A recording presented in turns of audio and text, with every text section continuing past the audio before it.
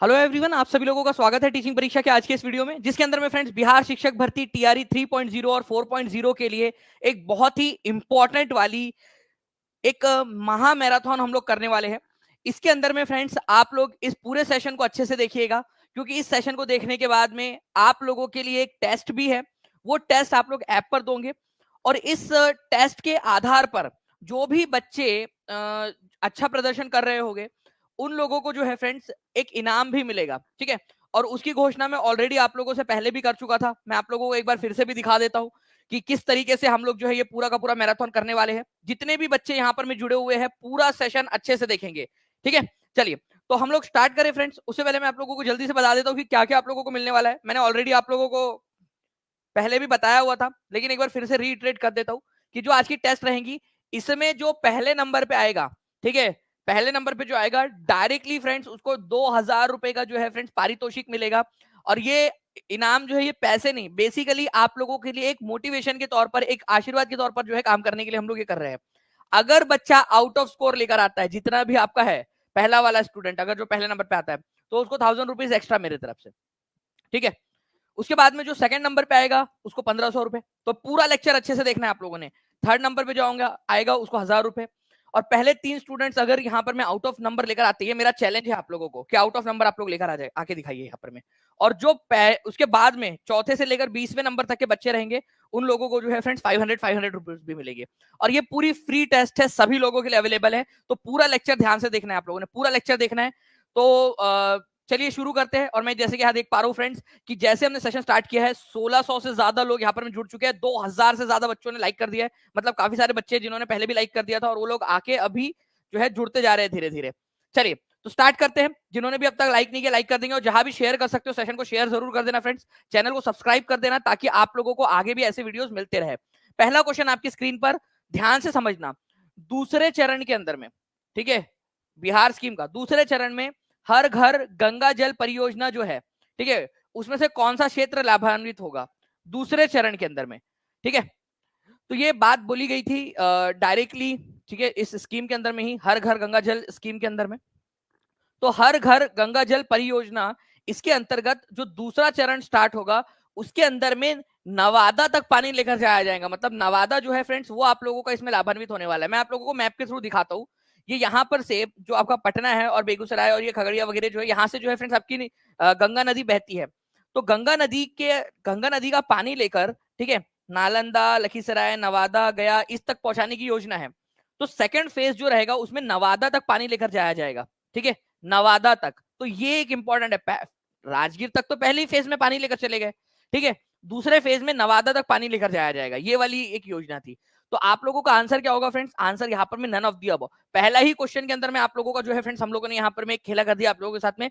और मैं बता रहा हूँ कि ये लेक्चर अच्छे से देखो, एग्जाम में आपको क्वेश्चन आंसर जो है वो इजी लगेंगे, क्योंकि आप लोगों ने यहाँ पर में मेहनत कर ली होगी। ठीक है, जंग की तैयारी में इतना पसीना बहा लिया जाए कि जंग के मैदान के अंदर में खून बहाने की नौबत नहीं आए।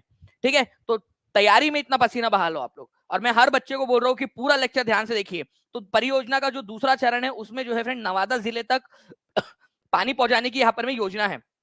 ओके, चलिए तो हर घर गंगा जल परियोजना क्या है बेसिकली आप लोगों की, कि जब जो है गंगा के अंदर में बाढ़ जैसा इलाका बनता है और गंगा के अंदर में अतिरिक्त पानी होता है, तो वहां से पानी लेकर जहां पर पानी की कमी है वहां तक पानी पहुंचाया जाए।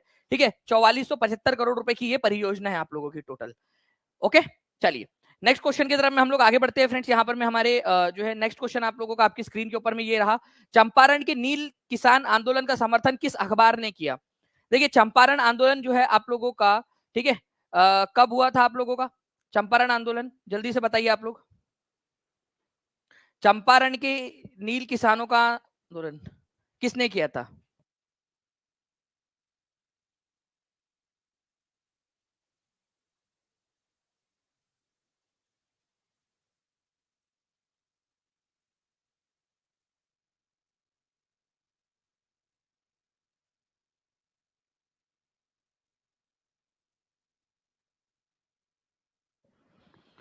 तो नील किसान आंदोलन का समर्थन जो है फ्रेंड्स किसने किया था, बेसिकली ये आप लोगों ने याद रखना है। तो नील किसान आंदोलन जो है आप लोगों का, ठीक है, बेसिकली नील जो है यहाँ पर में आपको याद रखना है नील वाला जो है उसके अंदर में आप लोग करेंगे यहाँ पर में, इसको अभी फिलहाल के लिए चंपारण को आप लोग यहाँ पर में छोड़ दीजिए। नील किसान आंदोलन जो था, नील की खेती के लिए जो आंदोलन किया गया था, उसके अंदर में हिंदू पैट्रियट करके जो एक अखबार था उसने किया था, ये याद रखना है आप लोगों ने। ठीक है, ये जो क्वेश्चन रहेगा आप लोगों का, ये क्वेश्चन बेसिकली हम लोग चंपारण से नहीं, जो इंडिगो रिबेलियन हुआ था आप लोगों का, नील विद्रोह हुआ था, उनके उसके परिप्रेक्ष्य में हम लोग कर रहे हैं यहाँ पर में। ठीक है, यहाँ पर मैं इसके अंदर में करेक्शन भी कर दिया गया है, नील आंदोलन का समर्थन किस अखबार ने किया था, तो आंसर होगा आप लोगों का यहाँ पर, ठीक है, हिंदू पैट्रियट। देखिए फ्रेंड्स, हिंदू पैट्रियट जो अखबार है इसको निकाला था हरीश चंद्र मुखर्जी ने। मैं आपको बताता हूं क्या हुआ था 1859 के अंदर में, बंगाल के इलाके में, बंगाल के अंदर में जो नील उगाने वाले किसान थे, उन्होंने एक आंदोलन कर दिया था जिसको इंडिगो रिबेलियन या नील विद्रोह कहते हैं। नील की खेती करना किसानों के लिए लाभदायक नहीं था, उनके लिए फायदे का सौदा नहीं था। तो इंडिगो रिबेलियन जो है फ्रेंड्स, हरीश चंद्र मुखर्जी जो कि एक बंगाली जर्नलिस्ट थे, उन्होंने जो है फ्रेंड्स अपने अखबार द हिंदू पैट्रियट, इसके अंदर में इन्होंने बहुत जो है जोर शोर से इसको लिखा था, उसकी आवाज उठाई थी। ये याद रखेंगे आप सभी लोग। तो आंसर जो है फ्रेंड्स आप लोगों का हो जाएगा द हिंदू पैट्रियट।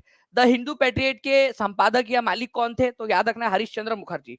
उसके अलावा इंडिगो रिबेलियन का समर्थन और जो है फ्रेंड्स कौन कौन सी चीजों ने किया, एक नाटक लिखा गया था उस समय में जिसका नाम था नील दर्पण। आप लोगों से क्वेश्चन आ सकता है कि नील दर्पण जो है फ्रेंड्स, ये नाटक किसने लिखा था, ये प्ले किसने लिखा था? कोई है यहाँ पर में जो मुझे बता सकता है नील दर्पण किसने लिखा था? अगर आप लोग बता सकते हो तो जल्दी बताइए, क्योंकि स्क्रीन के ऊपर में भी लिखा हुआ है ये, और ये बहुत ही इंपॉर्टेंट वाला क्वेश्चन है आप लोगों का।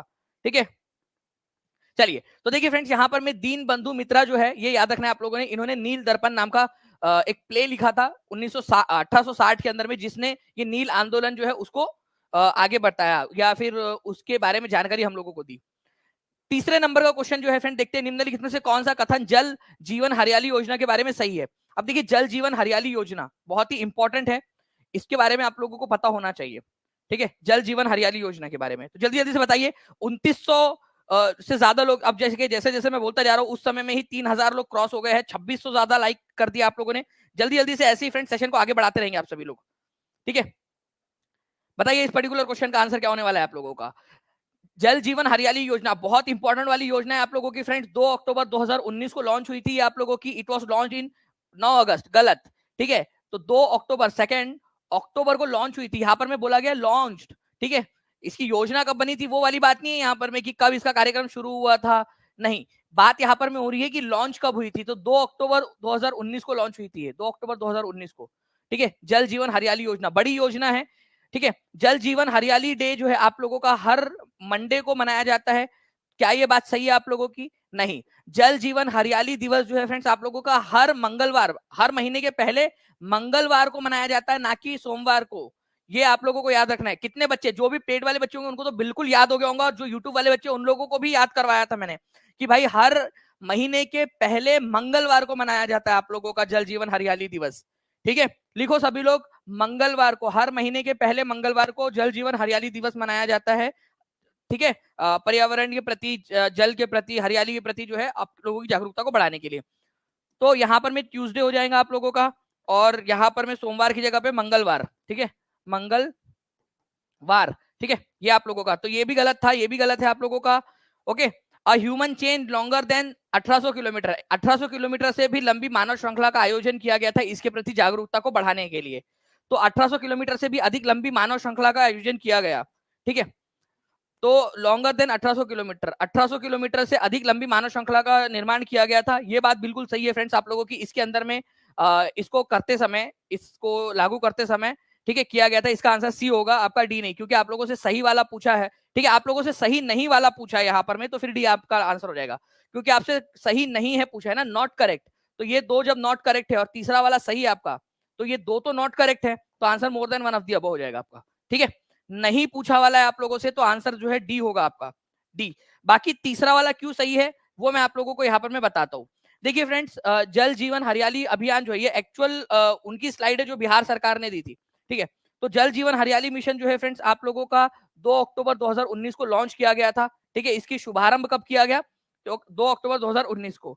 उसके बाद में आपको याद रखना है, जल जीवन हरियाली जागरूकता हेतु 18, जो आप लोगों का यहाँ पर में 1800 किलोमीटर से भी ज्यादा लंबी जो है मानव श्रृंखला बनाई गई थी, और हर जो है यहाँ पर में मंगलवार को, हर महीने के मंगलवार को, पहले मंगलवार को जो है इसका दिवस मनाया जाता है। ये याद रखना है आप सभी लोगों ने, इंपॉर्टेंट है, एग्जाम के अंदर में आप लोगों से पूछ सकते हैं, तो प्लीज इसके लिए तैयार रहेंगे सभी के सभी लोग। ओके चलिए, तो इस क्वेश्चन के अंदर में आप लोगों ने देख लिया कि तीसरा वाला सही है, पहले दो क्यों गलत है, ये इसका आंसर क्या होगा और इसका आंसर क्या होगा लिख देंगे आप सभी लोग। नेक्स्ट जो है फ्रेंड्स, मैं आपको फिर से बता दूं कि इस लेक्चर के बाद में आप लोगों की टेस्ट होने वाली है, तो सभी बच्चे जो है वो पूरा लेक्चर अच्छे से देखिए। जो बच्चा पूरा लेक्चर देखेगा टेस्ट अटेम्प्ट कर पाएगा, और टेस्ट अटेम्प्ट करने के बाद में जो है फ्रेंड्स वो बच्चा, ठीक है, प्राइज भी जीत सकता है यहाँ पर में। चलिए आगे बढ़ते हम लोग यहाँ पर में हमारे जो है आगे क्वेश्चन की तरफ में। सक्सेस किट मिल गया sir, thank you very much. चलिए प्रशांत जी बोल रहे हैं कि उनको सक्सेस किट मिल गई है, कॉन्ग्रेचुलेशन प्रशांत जी। और ऐसे ही टीचिंग परीक्षा जो है आप लोगों के लिए आगे भी एफर्ट्स करता रहेगा, जो पढ़ने वाले बच्चे रहेंगे उन लोगों के लिए आगे बढ़ते रहेंगे ऐसे। नील क्रांति का नेतृत्व निम्नलिखित में से किसने किया था? नील क्रांति का नेतृत्व निम्नलिखित में से किसने किया था? बुद्धू भगत और जिंद मानकी ने, दीनबंधु मित्रा और मधुसूदन दत्त ने, ठीक है, बिरसा मुंडा और गया मुंडा ने, दिगंबर विश्वास और विष्णु विश्वास ने। आप बताइए जल्दी से, नील क्रांति, और ये बहुत ही इंपॉर्टेंट क्वेश्चन है फ्रेंड, डायरेक्टली क्वेश्चन पूछा जाता है आप लोगों से कि किसने किया था आपका। तो देखिए अगर मैं बात करूं आप लोगों से फ्रेंड्स नील क्रांति की, तो जो है आप लोगों का आंसर हो जाएगा नील क्रांति का दिगंबर विश्वास और विष्णु विश्वास, ठीक है। इन्होंने जो है फ्रेंड्स बंगाल के अंदर में इसका नील विद्रोह का जो है आप लोगों का नेतृत्व किया था। नील क्रांति DSSB में भी क्वेश्चन आ चुका है कि नील क्रांति जो है आप लोगों की कब हुई थी, ठीक है, 1859 के अंदर में। 1859 से लेकर 1862 तक ये आंदोलन आप लोगों का चला था, ठीक है। तो कई जगह पे 1859 1860 दिया जाता है आप लोगों का, तो 1859 will be the most accurate answer, क्योंकि यहां से इसकी शुरुआत हुई थी, ठीक है, नील क्रांति की। तो दिगंबर विश्वास और विष्णु विश्वास, इन्होंने इसको शुरू किया था, ये याद रखना है आप सभी लोगों ने, दिगंबर विश्वास और विष्णु विश्वास ने, ठीक है। इंपॉर्टेंट वाला क्वेश्चन है आप लोगों का। मुख्यमंत्री ग्रामीण सौर स्ट्रीट लाइट योजना कब शुरू की गई? अब देखिए मुख्यमंत्री ग्रामीण सौर स्ट्रीट लाइट योजना, ये भी एक इंपॉर्टेंट क्वेश्चन है। आज हो सकता है आप लोगों को टफ लगे क्वेश्चन, लेकिन एग्जाम में आप लोगों को आसान लगेंगे। और जो बच्चा आज जो है यहाँ पर में इस टफनेस को, या फिर ये जो एक यहाँ पर में टेस्ट हो रही है उसको झेल नहीं पाएगा, एग्जाम के अंदर में उसको तकलीफ होगी, और जिंदगी भर आगे में जो है तकलीफों का सामना करेगा। क्योंकि फ्रेंड्स यहाँ पर में एक अच्छा मौका है एग्जाम क्लियर करने का, वो एग्जाम क्लियर नहीं कर रहा है, मेहनत नहीं कर रहा है, तो अभी मेहनत कर लो। मैं आपके साथ में हूँ यहाँ पर, मैं पूरी एनर्जी के साथ में आप लोगों से मेहनत करवा रहा हूँ, सभी लोग जो है यहाँ पर में मेहनत के अंदर में लग जाएंगे। तो मुख्यमंत्री ग्रामीण सौर लाइट योजना कब शुरू की गई थी आप लोगों की, ये पूछा जा रहा है आप लोगों से। तो आप लोग इसको याद रखेंगे फ्रेंड्स की chief ministers rural solar street light scheme, कि ग्रामीण इलाकों में हर वार्ड में 10 सोलर लाइट लगाई जाएंगे। कितने? ग्रामीण इलाकों में हर वार्ड में, जो पंचायत होती है उसमें अलग अलग वार्ड होते हैं, पंचायत को, ग्राम पंचायत को छोटे छोटे भागों में बांट दिया जाता है। तो हर वार्ड में जो छोटा छोटा भाग है, हर वार्ड, उसमें 10 सोलर लाइट लगाए जाएंगे हर वार्ड के अंदर में। पहला पॉइंट तो ये याद रखना है, इसका बजट 2000 करोड़ रुपए का है, और 15 सितंबर सन 2022 को इसको लॉन्च किया गया था। 15 सितंबर 2022 को मुख्यमंत्री सौर लाइट योजना, ठीक है। B is the correct answer यहाँ पर मैं आप लोगों का, यहाँ पर में, और 65% लोगों ने सही आंसर दिया है, 65% लोगों ने। देखिए फ्रेंड्स 3000 के करीब हम लोगों ने लाइक कर दिए, 3600 से ज्यादा लोग जुड़ चुके हैं सिर्फ 13 मिनट के अंदर में। मैं चाहता हूं यहाँ पर मैं आज हम लोग जो है फ्रेंड्स कम से कम जो है 7000 लोग जो है क्रॉस होने चाहिए, और ये आप लोगों की जिम्मेदारी है। अगर आपके लिए मैं एफर्ट ले रहा हूं तो आप लोगों को भी जो है फ्रेंड्स यहाँ पर में होना चाहिए, प्यार दोनों तरफ से होना चाहिए, दो तरफा होना चाहिए, एक तरफा नहीं। तो हर एक बच्चा अपनी अपनी जिम्मेदारी निभाते हुए, ठीक है, जल्दी से लाइक एंड शेयर जरूर कर देगा सेशन को। देखिए अगर मैं बात करूं नेक्स्ट वाले पॉइंट की, तो नील विद्रोह के बारे में कौन सा वाला कथन सही है? देखिए 64वीं बीपीएससी के अंदर में आया हुआ क्वेश्चन है, ध्यान से समझना आप सभी लोग फ्रेंड्स, ठीक है। जो मोस्ट एक्यूरेट आंसर है वो लगाना है आप लोगों ने। और ये क्वेश्चन मैंने जब आप लोगों की पीजेंट मूवमेंट वाली क्लास हो रही थी पेड में, उसमें भी करवाया था ये क्वेश्चन आपको। नील विद्रोह के बारे में कौन सा वाला सही है? तो पहली बात तो नील विद्रोह जो है फ्रेंड्स कब हुआ था? 1859 में। रिवीजन करते रहना है। नील विद्रोह के अंदर में, ठीक है, दिगंबर विश्वास और विष्णु विश्वास, ठीक है, दिगंबर, ठीक है, और विष्णु, ठीक है, विश्वास जो थे उन्होंने जो है यहाँ पर में फ्रेंड्स इसका आंदोलन का नेतृत्व किया था, दिगंबर और विष्णु विश्वास ने, ये हम लोगों ने देख लिया। इसके बाद में नील विद्रोह हुआ क्यों था? देखो किसान जो है वो नील नहीं उगाना चाहते थे, वो उनके लिए फायदे का सौदा नहीं था, बट फिर भी उनको फोर्स किया जा रहा था, और फोर्स भी किया जा रहा था। चलो यार फोर्स कर रहे तो उगा भी देते, जबरदस्ती अगर करते तो उगवा भी देते, नील उगा देते। लेकिन वो क्या किया जा रहा था, ऐसे प्राइस पर उनसे उगाया जा रहा था जो अनएक्सेप्टेबल है, मतलब कि उनका कोई फायदा ही नहीं हो रहा, उल्टा नुकसान हो रहा है यहाँ पर में, ठीक है। कई बार होता है ना कि मान लीजिए कि आप कोई काम धंधा कर रहे हो, हर कोई अपना काम क्यों करता है, वो किसान भी एक तरीके से क्या है यार, अपना रोजी रोटी अपना परिवार चलाने का अधिकार हर किसी को है, ठीक है। एटलीस्ट जिंदा रहने के लिए जो है वो कुछ ना कुछ तो काम करेगा, कुछ तो पैसे कमाएगा। यहाँ पर में कि अंग्रेजों के चक्कर में आकर जो है वो इतने नुकसान के अंदर में अपना किडनी बेच दे और उसके बाद में नील की खेती करे। जैसे आप लोगों में से कई सारे बच्चे चाहते हैं कि जो टीचर होता है वो अपनी किडनी बेच दे और उनके लिए जो है वो सब कुछ करता रहे, कुछ भी मतलब अपने बारे में कुछ भी ना सोचे और पढ़ाता रहे उसको, और एक दिन जाके वो मर जाए, ठीक है। कई नहीं, मैं हर बच्चे की बात नहीं कर रहा, कुछ लोग ऐसे होते हैं, ठीक है, जो दूसरे के बारे में नहीं सोचते, उनकी सोच वो अंग्रेजों जैसी है, जैसे अंग्रेजों की थी किसानों के प्रति, कि भाई किसानों के लिए जो फायदे का सौदा नहीं था, जो फायदेमंद नहीं था, उनका इवन नुकसान हो रहा था, अनएक्सेप्टेबल प्राइस, उसके ऊपर में जो है यहाँ पर में उनको उगाने के लिए बोला जा रहा था। इसी वजह से नील विद्रोह हुआ था, ठीक है, नील का विद्रोह, ओके, अनएक्सेप्टेबल प्राइस के ऊपर में। तो ऑब्वियस सी बात है, बेचारे किसान, ठीक है, क्या करे, आत्महत्या कर लेंगे, या तो जो कर्ज लिया हुआ है उन लोगों ने नील की खेती करने के लिए, बीज लेने के लिए, वो लेने के लिए, उसके बोझ तले मर जाएंगे वो। तो उन्होंने जो है फ्रेंड्स विद्रोह कर दिया यहाँ पर में, ये याद रखना है आप सभी लोगों ने, ठीक है। तो आंसर इसका ऑप्शन नंबर सी होगा आपका, कि जो इंडिगो रिवोल्ट है, ठीक है, उसमें किसानों ने आंदोलन इसलिए किया था क्योंकि उनको फोर्स किया जा रहा था, और वो भी ऐसे प्राइस के ऊपर भी जो अनएक्सेप्टेबल था। तो मोस्ट जो क्लोजेस्ट आंसर है आप लोगों का वो होगा आपका ऑप्शन नंबर सी। बंगाल और बिहार में भूमि पर किराएदारों के अधिकारों को बंगाल काश्तकारी, very important question, Bengal tenancy act, इसको मोस्ट इंपॉर्टेंट मार्क करेंगे हर एक बच्चा जो है फ्रेंड्स, इसका आंसर करना ही चाहिए आपने, ठीक है। जल्दी बताइए यहां पर में, बताइए जल्दी जल्दी से कि बंगाल काश्तकारी अधिनियम द्वारा जो है कब मान्यता दी गई। जो भूमि के किराएदार थे उनको अधिकार दिए गए, जो भूमि के ऊपर में ऐसा माना जाता था कि वो लोग रेंट के ऊपर में, तो उनको भूमि का अधिकार दे दिया गया। तो बिहार काश्तकारी अधिनियम बहुत इंपॉर्टेंट है फ्रेंड्स, ये वाला आप लोगों का तो याद रखना है आप लोगों ने फ्रेंड्स, कि बंगाल टीनेंसी एक्ट जो है आप लोगों का 1885 के अंदर में आया था, पाबना आंदोलन के बाद में। पाबना आंदोलन जो है मुख्य उसका कारण था, ठीक है। पाबना नाम की एक जगह है, ठीक है, वहां पर से ये आंदोलन शुरू हुआ था, किसानों का आंदोलन जमींदारों के विरोध में। जमींदार लोग जो है वो जबरदस्ती किसानों से रेंट ले रहे थे या टैक्स ले रहे थे। ऐसा माना जाता था कि भाई एक लंबा समय हो गया जब तक किसान टैक्स दे रहे हैं, अगर उन्होंने सही से टैक्स दिया है तो उनको जमीन का मालिकाना हक दे दिया जाए। बट किसानों को जानबूझकर जो है मालिकाना हक नहीं दिया जा रहा था, उनको अधिकार नहीं दिए जा रहे थे। तो उन्होंने आंदोलन किया और फाइनली अंग्रेज सरकार उस समय में तो जो थी बंगाल में, उन्होंने बंगाल टीनेंसी एक्ट लाया, बंगाल काश्तकारी अधिनियम 1885, जिससे जिससे किसानों को अधिकार दिए गए, ठीक है। तो आंसर जो है यहाँ पर मैं आप लोगों का 1885 हो जाएगा। और ये क्वेश्चन बहुत बार आता है, मैं आपको बता दूं, बिहार के, यूपी के डिफरेंट एग्जाम्स के अंदर में अब तक कई बार पूछा जा चुका है, ठीक है।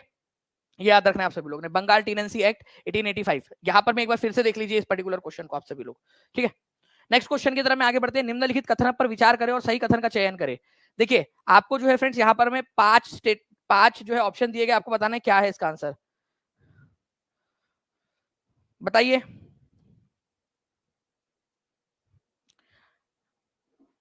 वो आपके एग्जाम तक पूरा वैलिड रहेगा टारगेट जी, डोंट वरी, आप अच्छे से करिए, अच्छे से पढ़ाई करिए, ठीक है।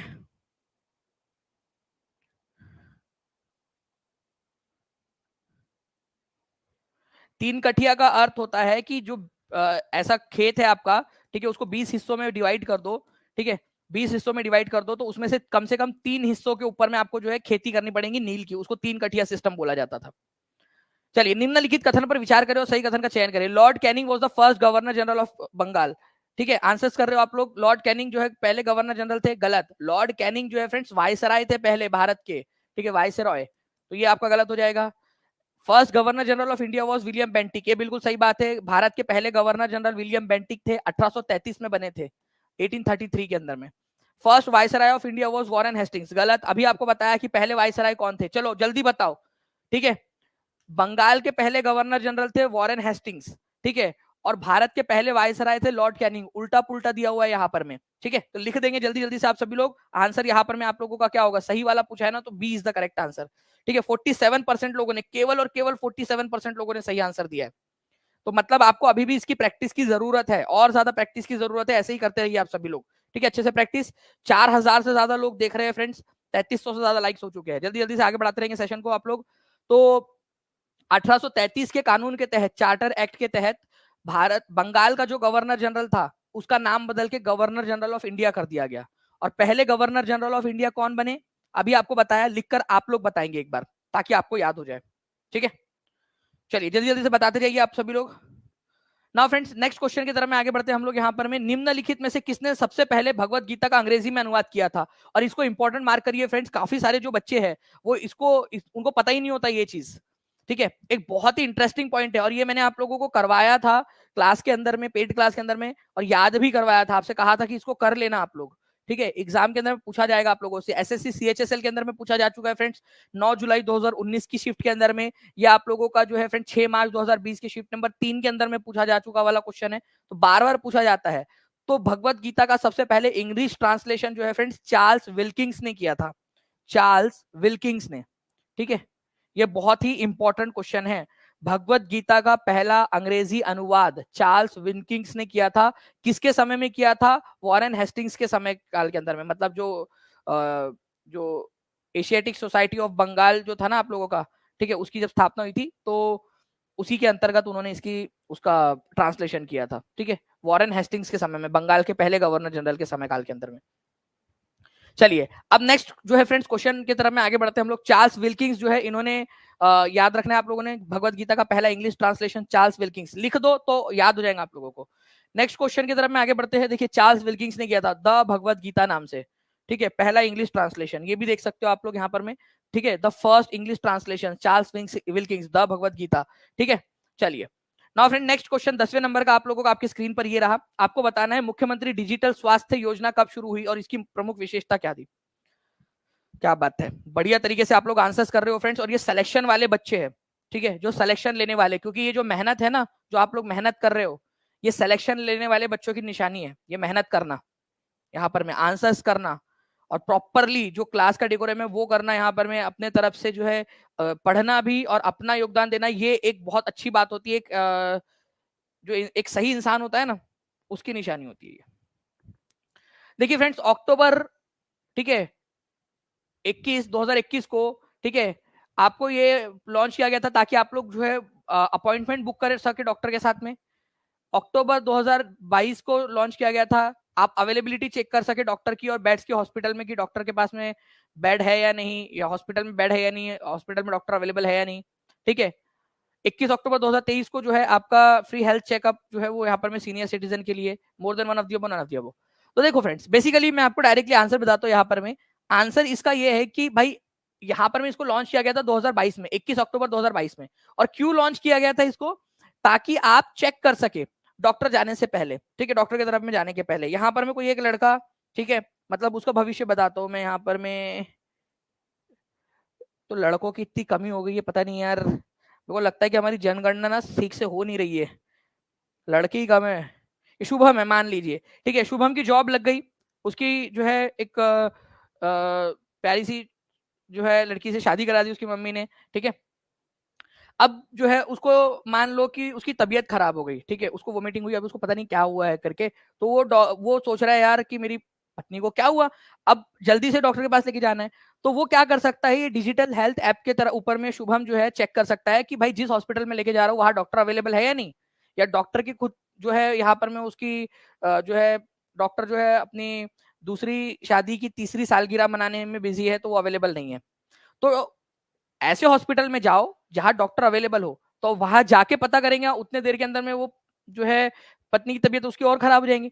तो इससे अच्छा है कि डिजिटल हेल्थ ऐप पर चेक कर लो कि भाई हाँ जहां जा रहे हैं हम लोग यहाँ पर में चमनलाल चांदीदास, ठीक है, ठाकुर कॉलेज के अंदर जो है हॉस्पिटल में, वहां पर में डॉक्टर है क्या? अरे यहाँ डॉक्टर है ही नहीं, चलो यहाँ पर में चमेली बाई, ठीक है, सरकारी अस्पताल, वहां जाके देखते हैं।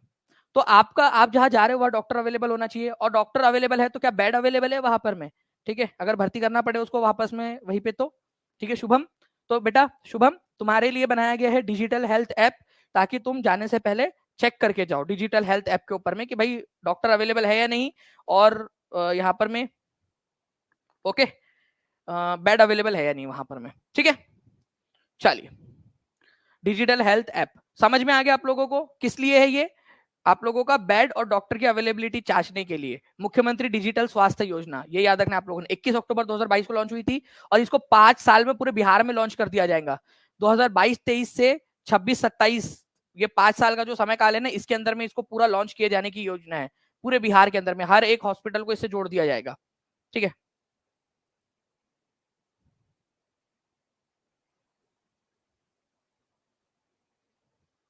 चलिए आगे बढ़ते हैं फ्रेंड्स। यहाँ पर मैं देखिए आप लोगों का at the time of battle of Buxar who was the governor of Bengal, ये आपका टीआरई 2 का क्वेश्चन। चलिए अब बताइए, और ये आप लोगों को करवाया हुआ है,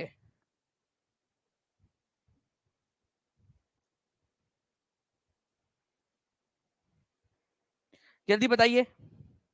देखिए बक्सर का युद्ध पहली बात तो कब हुआ था, ये आप लोगों के लिए अभी थोड़े दिन पहले कम्युनिटी के अंदर में भी, यूट्यूब चैनल का जो कम्युनिटी उसके अंदर में भी पोस्ट डाला था। तो बक्सर का युद्ध जो है फ्रेंड्स आप लोगों का 1764 में हुआ था। ठीक है, तो उस समय में कौन थे बंगाल के गवर्नर? वेंसी टार्ट। ठीक है, तो वेंसी टार्ट ये बंगाल के गवर्नर थे। उसके बाद में रॉबर्ट क्लाइव जो है बंगाल के गवर्नर बनते हैं, उसके बाद में वापस से आकर सेकंड टाइम बनते हैं। पहले जो है आपका 1756 में भी बना था वो गवर्नर, लेकिन बाद में जाकर फिर से, ठीक है, उसका तबादला हो गया था, फिर से 1765 में फिर से गवर्नर जनरल बनता है रॉबर्ट क्लाइव। लेकिन 1764 में जब बक्सर की लड़ाई हो रही थी उस समय में वेंसी टार्ट जो है फ्रेंड्स, ये याद रखना है आप लोगों ने, ठीक है, गवर्नर था बंगाल का वेंसी टार्ट। और ये क्वेश्चन आया था और ये आप लोगों को पढ़ाया हुआ क्वेश्चन है। ठीक है, तो B is the correct answer. तो अक्टूबर 1764 में लड़ा गया था, ठीक है, ये युद्ध। उस समय में वेंसी टार्ट जो है, याद रखना है फ्रेंड्स आप लोगों ने, गवर्नर थे। ठीक है, बक्सर की लड़ाई के समय में। अच्छा, बक्सर की लड़ाई के बाद में कौन सी संधि हुई थी ये बता दीजिए आप सभी लोग। बक्सर का जब युद्ध हुआ तो बक्सर की लड़ाई के बाद में कौन सी संधि हुई थी, आप लोग बताएंगे जल्दी जल्दी से।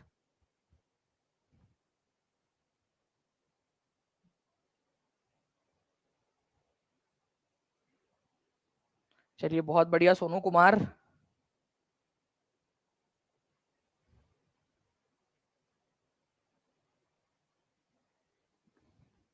और देखिए यहाँ पर में अगर हम लोग बात करेंगे फ्रेंड्स, हमारे जो है इस पर्टिकुलर क्वेश्चन की जो मैंने आपसे पूछा, तो ट्रीटी ऑफ अलाहाबाद, अलाहाबाद की संधि साइन हुई थी बक्सर के युद्ध के बाद में 1765 के अंदर में। ठीक है, very good. Now friend next question, मुख्यमंत्री शुष्क बागबानी योजना के अंतर्गत कौन सी फसलें लक्षित है? मुख्यमंत्री ड्राई हॉर्टिकल्चर स्कीम। अब देखिए ड्राई हॉर्टिकल्चर है यहाँ पर में, ठीक है, ड्राई हॉर्टिकल्चर मतलब सूखे इलाकों के अंदर में हॉर्टिकल्चर। हॉर्टिकल्चर का मतलब क्या होता है, चलिए ये बताइए। अभी मैं थोड़ी देर पहले देख रहा था, जब मैं क्लास में आने के पहले बच्चे आपस में एक दूसरे से सवाल पूछ रहे थे। तो एक बच्चे ने पूछा हॉर्टिकल्चर जो है, कौन था वो हाथ ऊपर कर देगा यहाँ पर में, और जिन बच्चों ने आंसर किया था वो भी हाथ ऊपर कर देंगे वेट करते समय जब उन्होंने आंसर किया था। हॉर्टिकल्चर का मतलब क्या होता है उन्होंने लिखा था, तो हॉर्टिकल्चर का मतलब होता है बागबानी, फलों की खेती करना। तो फ्रूट से रिलेटेड है, फ्रूट्स की खेती। ठीक है, बागबानी का मतलब ही होता है फल फूल उगाना आप लोगों का। ठीक है, तो आंसर आप लोगों का हो जाएगा ऑप्शन नंबर सी। ठीक है, तो ड्राई हॉर्टिकल्चर स्कीम, इसके अंतर्गत क्या किया गया आप लोगों का, ये बोला गया है कि आप माइक्रो इरिगेशन का इस्तेमाल करो। माइक्रो इरिगेशन का मतलब क्या होता है? सबसे पहली बात तो इरिगेशन या सिंचाई क्या होती है? सिंचाई का मतलब होता है खेतों में पानी डालना। ठीक है, आप जब खेतों में पानी डालते हो ना, उसको इरिगेशन या सिंचाई कहते हैं। अब आप क्या करते हो, बहुत सारा पानी एक साथ डाल देते हो खेत में, कुछ पानी भाप बन के ऊपर उड़ जाता है, कुछ जो पानी जमीन में चला जाता है, कुछ जो जरूरत नहीं होती जड़ों को वो पानी और अंदर चला जाता है, पानी का वेस्टेज हो रहा है। माइक्रो इरिगेशन में क्या होता है, आप अलग अलग तरीके से जितना पानी रिक्वायर्ड है उतना दे रहे हो। वो स्प्रिंकलर के थ्रू देते हो, ठीक है, फवारे के थ्रू, वो ड्रिप इरिगेशन के थ्रू कि टिप टिप बरसा पानी जो है जड़ों के अंदर में, या फिर आप फॉगिंग करते हो एकदम इतना इतना जो है धीरे धीरे, इतने छोटे छोटे जो है बूंदों के अंदर में पानी डाला जाता है कि ऐसा फॉग फॉग टाइप का हो जाता है पूरा वहां खेत में। ठीक है, तो ये सब क्या है आप लोगों के माइक्रो इरिगेशन है। तो माइक्रो इरिगेशन सिस्टम का इस्तेमाल करके अगर आप बागबानी करोगे तो आपको जो है फ्रेंड्स क्या मिलेगा, हर हेक्टेयर के ऊपर में प्रति हेक्टेयर आप लोगों को 30,000 रुपए या फिर 50% ऑफ द कॉस्ट, जो भी आपका मटेरियल लगा है उसका कॉस्ट का 50%, जो भी मैक्सिमम हो। ठीक है, 30,000 रुपए पर हेक्टेयर तक का आप लोगों को कॉस्ट मिल सकता है। ठीक है, आप लोगों को उसके इंसेंटिव मिलेगा अगर आप पानी की बचत कर रहे हो, सरकार की मदद कर रहे हो ना एक तरीके से आप लोग। ठीक है, चलिए नेक्स्ट क्वेश्चन की तरफ में आगे बढ़ते हैं फ्रेंड्स। आप लोगों के which of the following statement is true. ठीक है, आपको बताना है कौन सा वाला कथन सही है। फराजी आंदोलन, देखिए फ्रेंड्स फराजी आंदोलन जो है आप लोगों का, फराजी, फराजी जो है एक अरेबिक शब्द है जिसका मतलब होता है फर्ज। मतलब जो आपके ऊपर में फर्ज है, जो आपके ऊपर में ऑब्लिगेटरी है, जो आपका कर्तव्य धर्म है आपका, या आप लोगों के ऊपर में कंपलसरी है। ठीक है, फर्ज है, आपको करना चाहिए। ठीक है, तो फरेजी आंदोलन 1819 में हाजी शरीयतुल्लाह द्वारा शुरू किया गया था, ये बोलना है यहाँ पर में हाजी शरीयतुल्लाह। ठीक है, ये तो बिल्कुल सही है, हाजी शरीयतुल्लाह के द्वारा जो है फ्रेंड इसको शुरू किया गया था। ओके, फरेजी आंदोलन, फरेजी आंदोलन का उद्देश्य बंगाल के हिंदुओं को उनके कर्तव्यों का पालन करने के लिए प्रेरित करना था। तो क्या यहाँ पर मैं बंगाल के हिंदुओं को जो है फ्रेंड्स उनके कर्तव्यों का पालन करने के लिए प्रेरित करना था क्या? नहीं। ठीक है, यहाँ पर मैं जो बेसिकली सबसे पहले जो मुस्लिम थे उनको करना था, लेकिन बाद में ये किसानों का आंदोलन बन गया, फरैजी आंदोलन। पहले ये एक धार्मिक आंदोलन के रूप में शुरू हुआ, बट बाद में किसान आंदोलन बन गया, जिसके अंदर में यहाँ पर में उन्होंने जो किसान थे उन लोगों के हक की बात की। किसानों को जो है यहाँ पर मैं बोला कि आप लोग टैक्स मत दो। हिंदू मुस्लिम दोनों तरह के किसान थे उसमें, तो ये हिंदुओं के लिए था, ये गलत बात है। ठीक है, सबसे पहले मुस्लिम्स के लिए एक हुआ था। अहमद दूदू मियाँ फराजी आंदोलन के पहले नेता बने? नहीं, ये दूसरे नेता बने थे। दूदू मियाँ जो है ये इनके बेटे थे, हाजी शरीयतुल्लाह के बेटे थे वो। ठीक है, दूदू मियाँ, तो वो दूसरे नेता बने हाजी शरीयतुल्लाह के बाद में। तो ये दो गलत हो गई। ठीक है, आपके पहला वाला सही है, तो आपका आंसर ऑप्शन नंबर ए हो जाएगा, फराजी आंदोलन। अब देखो आपने सीखा क्या? आपने सीखा कि फराजी आंदोलन जो है फ्रेंड्स हाजी शरीयतुल्लाह ने शुरू किया था। ठीक है, कब शुरू किया था? 1819 में, बंगाल के इलाके के अंदर में, पूर्वी बंगाल के इलाके के अंदर में। ठीक है, उसके बाद में उनके बेटे दूदू मियाँ जो है वो उस आंदोलन के नेता बनते हैं। ओके, चलिए, तो ये आप लोगों ने थोड़ा सा याद रखना है, इंपॉर्टेंट पॉइंट है। फराजी आंदोलन पूछते हैं आप लोगों से। तो फराजी आंदोलन जो बंगाल के मुस्लिम थे उन लोगों में शुरू हुआ था, बाद में ये किसान आंदोलन बन गया आप लोगों का। ठीक है, हाजी शरीयतुल्लाह ने इसको शुरू किया था, दूदू मियाँ उनके बेटे थे, तो हाजी शरीयतुल्लाह की मृत्यु के बाद में दूदू मियाँ जो थे उन्होंने इस आंदोलन को आगे बढ़ाया। ठीक है, तो अहमद दूदू मियाँ कौन थे? हाजी शरीयतुल्लाह के बेटे थे। उन्होंने इस आंदोलन को आगे बढ़ाया और उन्होंने किसानों की मदद की। किसानों से कहा कि भाई पैसे मत दो, जमींदारों को टैक्स मत दो, ठीक है, जब तक कि वो आपकी बात ना माने। मुख्यमंत्री उद्यमी अनुदान योजना के तहत दिए जाने वाले ऋण पर कितने प्रतिशत सब्सिडी दी जाती है? उद्यमी योजना, ठीक है, मुख्यमंत्री उद्यमी योजना। ठीक है,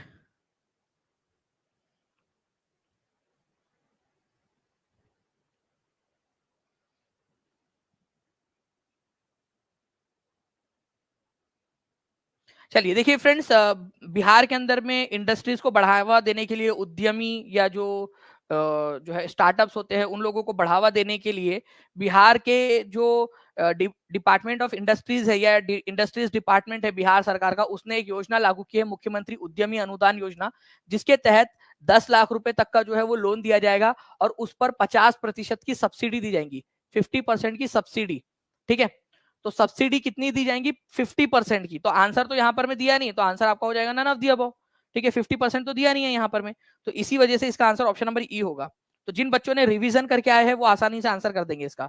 ठीक है, अगर नहीं भी किया है तो यहाँ पर में ध्यान से देख लीजिए, अभी मुख्यमंत्री उद्यमी अनुदान योजना के तहत इंडस्ट्रीज डिपार्टमेंट जो है बिहार का वो 10 लाख रुपए तक का लोन देगा और उसमें भी 50% की सब्सिडी देगा। ठीक है, ये आपको याद रखना था।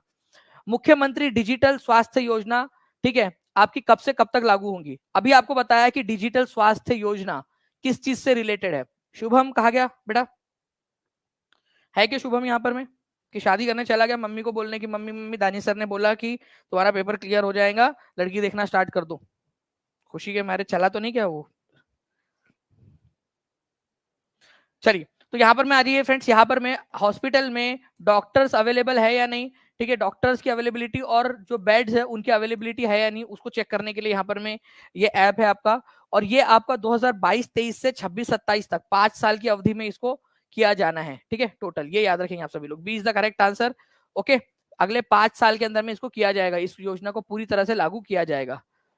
ओके, इंपॉर्टेंट वाला पॉइंट है आप लोगों का, एग्जाम के अंदर में पूछ सकते हैं आप लोगों से। नाउ फ्रेंड नेक्स्ट एक बहुत ही जो है बड़ा वाला क्वेश्चन है आप लोगों का। ओके, थोड़ा सा आप लोगों ने ध्यान से देखना है, आपको बताना है यहाँ पर मैं इस पर्टिकुलर क्वेश्चन के अंदर में कि which of the following statements is true. Gujarat के बारदोली जिले में भूमि राजस्व में 50% की वृद्धि के कारण बारदोली की किसानों द्वारा वल्लभ भाई पटेल के नेतृत्व में नो रेवेन्यू अभियान का आयोजन किया गया। ठीक है, an enhancement of land revenue by 50% in the Bardoli district of Gujarat led to organize of no revenue campaign by Bardoli peasant। 50% की वृद्धि की गई थी क्या? बारदोली की एक महिला ने वल्लभ भाई पटेल को सरदार की उपाधि दी। ब्रिटिश सरकार के असफल प्रयासों के परिणाम स्वरूप जांच समिति ने निष्कर्ष निकाला कि उचित वृद्धि थी और इसे 10% तक कम कर दिया। ठीक है, बताइए, उपरोक्त में से एक से अधिक, इनमें से कोई नहीं, आपसे सही वाला पूछा है। ओके, चलिए मैं आप लोगों को बताता हूँ फ्रेंड्स कि इसका बेसिकली क्या हुआ था, पूरा का पूरा जो सिस्टम है ना, मैं आपको एक बार बता देता हूँ, फिर देखिए एक्चुअली क्या हुआ था कि पहले जो है फ्रेंड्स 30% हाइक किया गया था, ना कि 50%। तो 30% हाइक की बात की गई थी। फिर किसानों ने किया आंदोलन, ठीक है। और किसानों के आंदोलन का नेतृत्व कौन कर रहे थे? सरदार वल्लभ भाई पटेल, बारदोली के अंदर में। बारदोली जो उस समय में जो है बॉम्बे प्रेसिडेंसी, बॉम्बे प्रांत में आता था। आज बारदोली गुजरात राज्य के अंदर में स्थित है। तो जब किसानों ने आंदोलन किया तो मैक्सवेल ब्रूमफील्ड, ठीक है, ये कमेटी बिठाई गई और इन्होंने बोला कि हाँ यार ये बात तो सही है कि 30% बहुत ज्यादा है, जो टैक्स बढ़ा दिया गया 30% बहुत ज्यादा है, उसको घटाकर उन्होंने 6.03% कर दिया, ठीक है। अब आप लोग देखिए यहाँ पर में इसका आंसर क्या होगा, ध्यान से समझिए। अगर गलत है कोई स्टेटमेंट तो उसको क्यों गलत है वो भी आप लोगों ने देखना है, गलत है तो क्यों गलत है।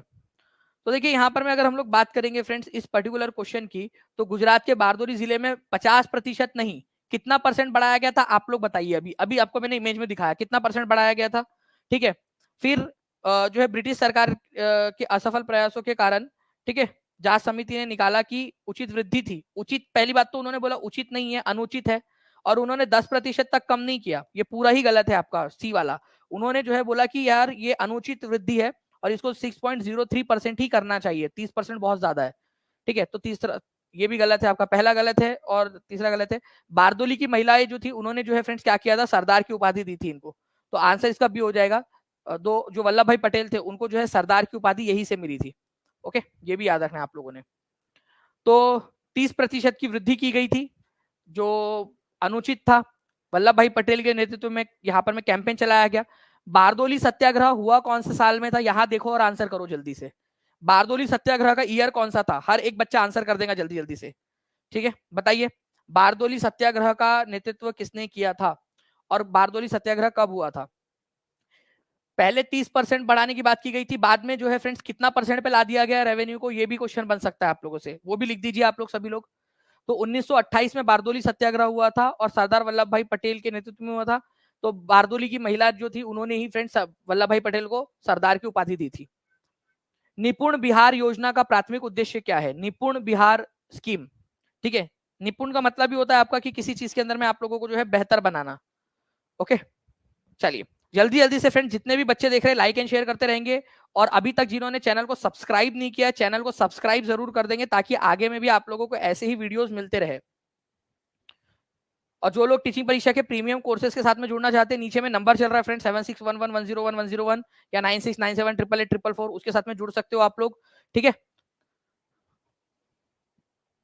देखिए अगर हम लोग बात करेंगे फ्रेंड्स निपुण बिहार स्कीम की, तो यहाँ पर मैं बात की गई है कि बेसिक लिटरेसी, जो बेसिक लिटरेसी है, जो छोटा मोटा पढ़ना आना चाहिए, और इसके अलावा न्यूमेरेसी का मतलब होता है जोड़ घटाना आना चाहिए बच्चों को, प्राइमरी स्कूल के बच्चों को, इसके लिए ये किया गया है यहाँ पर में, ठीक है। तो प्राथमिक विद्यालय के छात्रों के बीच बुनियादी साक्षरता और संख्यात्मक कौशल को सुधार करना इसका मेन लक्ष्य था, ठीक है। तो देखिए अप्रैल 2022 में इसको लॉन्च किया गया था, उस समय के जो शिक्षा मंत्री थे चंद्रशेखर जी, उनके द्वारा, उस समय के, ठीक है। पहले इसका मकसद था पहली से तीसरी तक के बच्चों को जो है बेसिक न्यूमेरेसी और लिटरेसी सिखाना। फिर बाद में इसको बढ़ाकर पहली से पांचवी तक कर दिया गया है, ठीक है, फर्स्ट से फिफ्थ तक। तो अभी जो है योजना पहली से पांचवी तक के बच्चों के लिए लागू है, ये याद रखना है, पहली से पांचवी तक के लिए। ओके, तो अगर आपसे पूछा जाए कि निपुण बिहार स्कीम के तहत कौन सी क्लास से कौन सी क्लास तक के बच्चों के लिए जो है इसका आयोजन किया गया है, तो पहली से पांचवी तक के लिए। 18वें नंबर का क्वेश्चन देखिए फ्रेंड्स, यहाँ पर मैं आपको बताना है कि permanent settlement is also known as sunset law. स्थायी बंदोबस्त को सूर्यास्त कानून के रूप में भी जाना जाता था। और ये आप कानून किसको कहते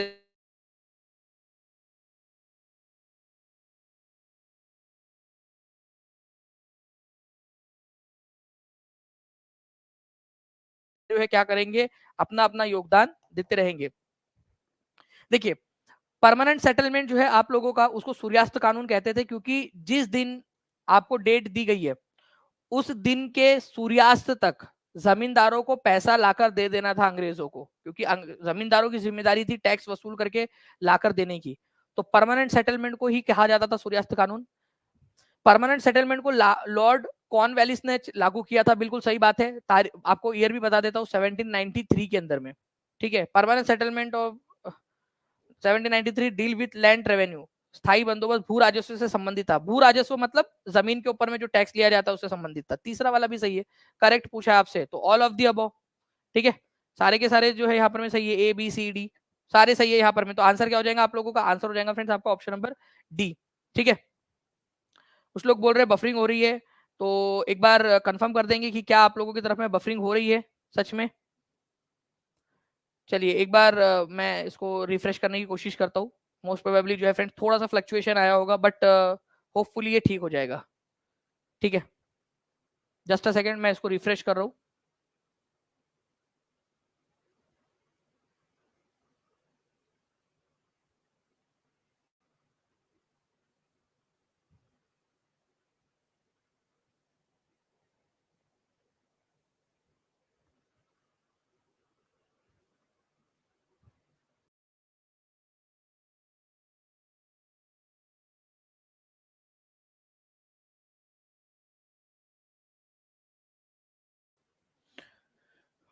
अब एक बार चेक कीजिएगा फ्रेंड्स कि क्या अभी आप लोगों की तरफ में स्क्रीन बराबर से आ रही है। अब एक बार चेक कर लीजिए प्लीज।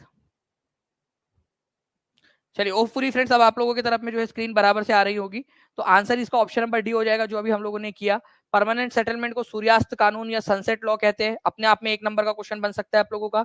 दूसरा जो है फ्रेंड्स 1793 में परमानेंट सेटलमेंट को लॉन्च किया गया था कॉर्नवालिस के द्वारा, और ये एक भू राजस्व बंदोबस्त था, मतलब कि भूमि के ऊपर में टैक्स लिया जाने वाला बंदोबस्त। ठीक है, तो D is the correct answer. ठीक है, तो यहाँ पर मैं आप देख सकते हो जो हम लोगों ने पढ़ा था वो स्लाइड, परमानेंट सेटलमेंट को सनसेट लॉ सूर्यास्त कानून कहा जाता है। आप लोगों को मैंने लिख के भी बताया था कि सूर्यास्त कानून किसको कहते हैं। पेड क्लास की पीपीटी परमानेंट सेटलमेंट को ही सनसेट लॉ या सूर्यास्त कानून के नाम से जानते हैं। तो ये आप लोगों का इंपॉर्टेंट वाला पॉइंट है, जो जो इंपॉर्टेंट होती है हर चीज आप लोगों को बता देता हूं मैं। इसमें जमींदारों को ये कहा गया था कि भाई जमींदार जितने तारीख आपको दी गई है उसके सूर्यास्त तक आपको पैसा लाके दे देना है। ठीक है, लॉर्ड कॉर्नवालिस ने इसको स्टार्ट किया था 1793 में। परमानेंट सेटलमेंट इसको कहते थे इसी वजह से क्योंकि इसका जो रेवेन्यू था वो फिक्स्ड था कि कितना पैसा जो है वो लेना है। 1875 के दक्कन दंगों का तत्कालिक कारण क्या था? देखिए 1875 में दक्कन के दंगे हुए थे। ठीक है, दक्कन के इलाके में स्पेशली बात करूं तो ये अहमदनगर, पूना, महाराष्ट्र का जो इलाका था ना, वहां पर में ये दंगे हुए थे। तो इसका मेन कारण क्या था? तो हुआ क्या था कि किसान लोग जो है वो पैसा उधार लिया करते थे। ठीक है, किससे? महाजन लोगों से, ताकि वो टैक्स भर सके। रियोतवाड़ी सेटलमेंट के अंदर में टैक्स भरना पड़ता था किसानों को, तो टैक्स का पैसा वो लोग भर सके। तो टैक्स का पैसा भरने के लिए वो महाजन से टैक्स पैसा लेते थे, लेकिन उनसे बहुत ज्यादा हाई इंटरेस्ट चार्ज किया जाता था। ठीक है, तो उसके विरोध में बहुत ज्यादा जो ऊंची ब्याज की दरें उनसे ली जाती थी, उसके विरोध में उन्होंने ये दंगा कर दिया था। कई सारे महाजनों की दुकानें जला दी गई। ठीक है, उनका बहिष्कार किया गया, उनके बही खाते जो थे वो जला दिए गए। तो भाई किससे कितना लेना है किसी को कुछ पता ही नहीं रहेगा फिर। तो B is the correct answer. ठीक है, तो अहमदनगर, सोलापुर, सातारा, पूना, इस इलाके के अंदर में सबसे ज्यादा जो है फ्रेंड्स आंदोलन जो है वो उसमें था, दक्कन राइट्स 1875 में। और दक्कन एग्रेरियरिस्ट, ठीक है, एग्रीकल्चरलिस्ट रिलीफ एक्ट, ठीक है, दक्कन के जो किसान थे उन लोगों को राहत पहुंचाने के लिए कानून पास किया गया 1879 के अंदर में। ठीक है, दक्कन विद्रोह के बाद में 4 साल बाद उसके। बंगाल के किस जिले के किसानों ने 1873 में किसानों का संगठन स्थापित किया था? अब देखिए 1873 में 1873 में एक आंदोलन स्टार्ट हुआ था, कौन से जिले के अंदर में बताइए? तो देखिए 1873 जब बोले ना, तो पाबना आंदोलन, पाबना मूवमेंट स्टार्ट हुआ था बेसिकली फ्रेंड्स, पाबना। ठीक है, मूवमेंट आप लोगों का स्टार्ट हुआ था 1873 के अंदर में। तो पाबना जिले में स्टार्ट हुआ था, सिंपल सी बात है। ठीक है, तो पाबना जो जिला था, पाबना जो इलाका था, वहां से इसको स्टार्ट हुआ था। ईस्ट बंगाल के अंदर में, पूर्वी बंगाल के अंदर में आता था ये आप लोगों का। ठीक है, तो एक ऑक्यूपेंसी राइट एक्ट था आप लोगों का 1859 का, 1859 का, जिसके तहत ये बोला गया था कि अगर कोई किसान है, ठीक है, वो प्रॉपर अपना टैक्स भर रहा है तो उसको मालिकाना हक दे दिया जाए। बट जो जमींदार थे वो किसानों को मालिकाना हक देने के लिए तैयार नहीं थे। ठीक है, तो उसका उल्लंघन हो रहा था, और इसी वजह से जो है फ्रेंड्स पाबना आंदोलन चला। और पाबना आंदोलन के बाद में बंगाल, ठीक है, टीनेंसी एक्ट, बंगाल काश्तकारी अधिनियम पास हुआ था। कौन से साल में पास हुआ था जल्दी बताओ? स्टार्टिंग में आपको बताया बंगाल काश्तकारी अधिनियम, बंगाल टीनेंसी एक्ट कब हुआ था पास? इसी आंदोलन की वजह से हुआ था, ये बताना है आप लोगों ने। ठीक है, चलिए आप लोगों को एक हिंट भी दे देता हूँ फ्रेंड्स कि 12 साल के बाद में जो है वो हुआ था। अब बता दीजिए कब हुआ था एक्ट पास हो, बंगाल टीनेंसी एक्ट। ठीक है। तो पाबना आंदोलन आप लोगों का जो है फ्रेंड 1870 के दशक में, टू बी स्पेसिफिक 1873 में पाबना जिले से स्टार्ट हुआ था। ठीक है। पाबना एग्रेरियन लीग बनाई गई थी, इसमें पाबना एग्रेरियन लीग, जिसका मकसद था जमींदारों के जो उत्पीड़न है जमींदारों के द्वारा, उसके खिलाफ लड़ाई लड़ना। ठीक है। गरीब कल्याण रोजगार अभियान किस जिले से शुरू किया गया था? गरीब कल्याण, ठीक है, अभियान बताइए। देखिए फ्रेंड्स, गरीब कल्याण अभियान जो है ये शुरू किया गया था आप लोगों का, ठीक है, बिहार से ही, बिहार के खगड़िया जिले से। इसका मेन मकसद क्या था? इसका मेन मकसद था कि कोविड-19 के समय में जो मजदूर थे अलग अलग राज्यों से अपने अपने गांव में आकर वापस से बस गए थे, अब उनके पास में कोई काम धंधा था नहीं, तो उन लोगों को वापस से जो है काम की सहूलियत उपलब्ध कराना, उनके लिए अपॉर्चुनिटी उपलब्ध कराना। तो खगड़िया जिले में इसको लॉन्च किया गया था, गरीब कल्याण रोजगार अभियान। ठीक है। तो प्रधानमंत्री नरेंद्र मोदी ने इसको स्टार्ट किया था। ठीक है। खगड़िया जिले से, तेलहर गांव है खगड़िया जिले का, वहां से इसको स्टार्ट किया गया था, गरीब कल्याण रोजगार अभियान खगड़िया जिले से इसको स्टार्ट किया गया था। ठीक है। 20 जून 2021 को, 20 जून 2021 को इसको स्टार्ट किया गया था। और बिहार के 32 जिलों के अंदर में जो है फ्रेंड्स ये आप लोगों का चल रहा है, बिहार के 32 जिलों के अंदर में। ठीक है। चलिए आगे बढ़ते हैं हम लोग यहाँ पर में हमारे नेक्स्ट क्वेश्चन की तरफ में। लॉर्ड हेस्टिंग्स ने ब्लैंक की शुरुआत की, जहां ईस्ट इंडिया कंपनी ने दावा किया कि उसका अधिकार सर्वोच्च है और इसलिए उसकी शक्ति भारतीय राज्यों से अधिक है। तो देखो लॉर्ड हेस्टिंग्स ने किस जो है एक योजना की शुरुआत की थी? लॉर्ड हेस्टिंग्स ने, जल्दी बताइए आप लोग, लॉर्ड हेस्टिंग्स ने कौन सी वाली योजना की शुरुआत की थी?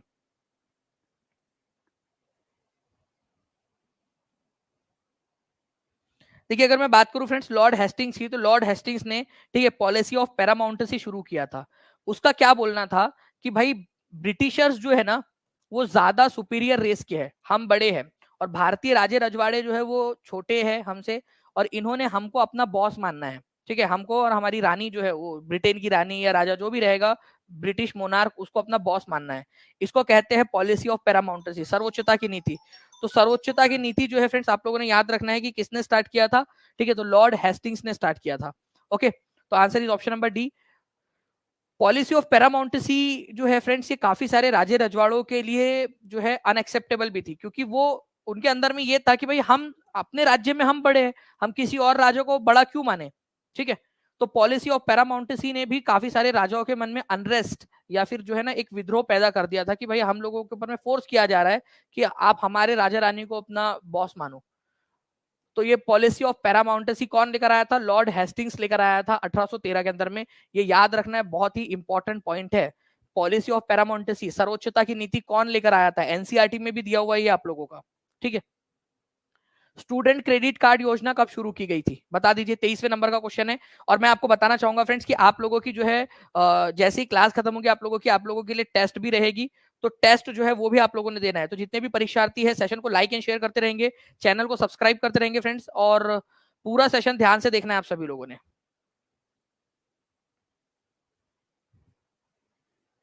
बताइए इस पर्टिकुलर क्वेश्चन का आंसर क्या होगा आप लोगों का? तो स्टूडेंट क्रेडिट कार्ड योजना कब शुरू की गई थी, जिसके अंदर में कितने लाख रुपए तक का जो है क्रेडिट दिया जाएगा बच्चों को पढ़ाई करने के लिए? तो 4 लाख रुपए तक का जो है क्रेडिट दिया जाएगा। और ये शुरू किया गया था 2 अक्टूबर 2016 को, 2 अक्टूबर 2016 को इसको लॉन्च किया गया था। ये भी एक इंपॉर्टेंट वाला पॉइंट है आप लोगों का। ठीक है। तो B is the correct answer. ठीक है। तो 2 अक्टूबर 2016 को इसको लॉन्च किया गया था। और इसमें कितने लाख रुपए तक का लोन दिया जाएगा? 4 लाख रुपए तक का। जो भी 12वीं क्लास हो चुके बच्चे उन लोगों के लिए है। ठीक है। इकोनॉमिकली वीकर क्लास से अगर बिलोंग करते हैं, वो गरीब बच्चे हैं, तो उन लोगों को 4 लाख रुपए तक का लोन दिया जाएगा, ताकि वो अपना हायर एजुकेशन या टेक्निकल कोर्स जो है वो पूरा कर सके। ठीक है। तो पढ़ाई करने के लिए इनको लोन दिया जाएगा, student credit card scheme. Next जो है क्वेश्चन फ्रेंड्स आपका, बताइए आप लोग की आपको रियोतवारी सेटलमेंट के बारे में या रियोतवारी सिस्टम जो है उसके बारे में बात की जा रही है। रियोत का मतलब क्या होता है, ये कोई बता सकता है मुझे? रियोत का मतलब क्या होता है? ठीक है। तो रियोत का मतलब क्या होता है ये बता देंगे जल्दी जल्दी से सभी लोग, जितने भी लोग जुड़े हुए जल्दी बता दीजिए रियोत का मतलब क्या होता है आप लोगों का? रियोत का मतलब बता देंगे जल्दी जल्दी से आप सभी लोग।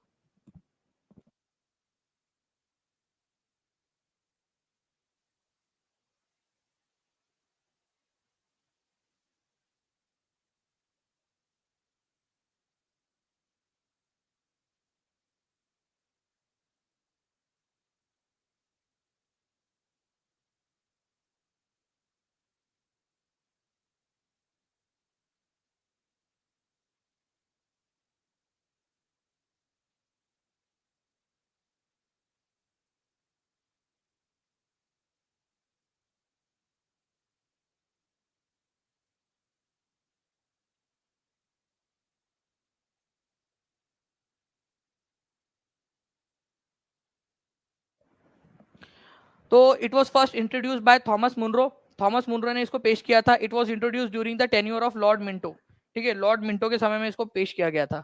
अब ध्यान से समझिए फ्रेंड्स इस पर्टिकुलर क्वेश्चन का आंसर आप लोग, ठीक है, जितने भी लोग देख रहे हैं पूरा का पूरा ये क्वेश्चन आपको अच्छे से समझाता हूं मैं, ठीक है। तो थॉमस मुनरो जो है फ्रेंड्स, इन्होंने इसको पहली बार इंट्रोड्यूस किया था, बोल रहा है ये गलत है आपका, ठीक है। थॉमस मुनरो ने नहीं, इसको सबसे पहले अलेक्जेंडर रीड नाम का एक अधिकारी था, अलेक्जेंडर, ठीक है, रीड नाम का एक अधिकारी था, उसने सबसे पहले इसको ट्राई किया था। कहां पर में ट्राई किया था इसको?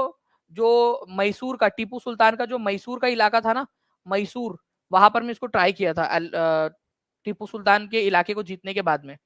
तो सबसे पहले इंट्रोड्यूस थॉमस मुनरो ने नहीं किया था उसको, सबसे पहले जो इंट्रोड्यूस है फ्रेंड्स, ये किसने किया था आप लोगों का? अलेक्जेंडर रीड ने किया था। पहली बात तो ये आप लोगों का जो है वो हो जाएगा आपका, ठीक है। दूसरी चीज, इसको लॉर्ड मिंटो के कार्यकाल के अंदर में शुरू किया गया था, ये बोल रहे हैं आप लोगों का। तो इसको जो है फ्रेंड्स रियोतवारी सेटलमेंट जो है आप लोगों का शुरू हुआ था ना, जब उस समय में बंगाल के जो उस समय के जो गवर्नर जनरल थे, ठीक है, वो कौन थे? वो उस समय में थे लॉर्ड हेस्टिंग्स, ठीक है, लॉर्ड हेस्टिंग्स थे, ये याद रखना है आप लोगों ने। तो लॉर्ड मिंटो के समय में नहीं, लॉर्ड हेस्टिंग्स के समय में स्टार्ट हुआ था ये, हेस्टिंग्स के समय में, हेस्टिंग्स, ठीक है। इसी वजह से इसका आंसर जो है फ्रेंड्स आप लोगों से जो करेक्ट वाला पूछा है, तो आंसर डी होना चाहिए यहाँ पर, मैं नाइदर नॉर, ना कि बी, ठीक है। क्योंकि सबसे पहले इसको अगर यहाँ बोला जाए कि सबसे पहले इंट्रोड्यूस किसने किया था, तो वो अलेक्जेंडर रीड ने किया था। अलेक्जेंडर अलेक्जेंडर रीड नाम का एक अधिकारी था, एनसीईआरटी में दिया हुआ है ये पॉइंट, इसी वजह से बता रहा हूँ आप लोगों को। अलेक्जेंडर रीड ने ट्राई किया था सबसे पहले, ठीक है। थॉमस मुनरो ने स्टार्ट किया था उसको मद्रास प्रेसिडेंसी के अंदर में, पूरे मद्रास प्रेसिडेंसी में, लेकिन अलेक्जेंडर रीड जो था उसने उसको सबसे पहले ट्राई किया था। ओके, तो डी आंसर हो जाएगा आप लोगों का, इसको याद रखना है। थॉमस मुनरो जो है फ्रेंड्स, उसने मद्रास प्रेसिडेंसी में उसको इंट्रोड्यूस किया था, ठीक है। मद्रास प्रेसिडेंसी में वो अलग चीज है आप लोगों की। इसको मुनरो सिस्टम क्यों कहते हैं? क्योंकि थॉमस मुनरो ने मद्रास प्रेसिडेंसी में उसको लगाया था पूरा। निम्नलिखित में से कौन फरवरी 1918 में यूपी किसान सभा के गठन से जुड़ा था? यूपी किसान सभा, बताइए जल्दी से। यूपी किसान सभा,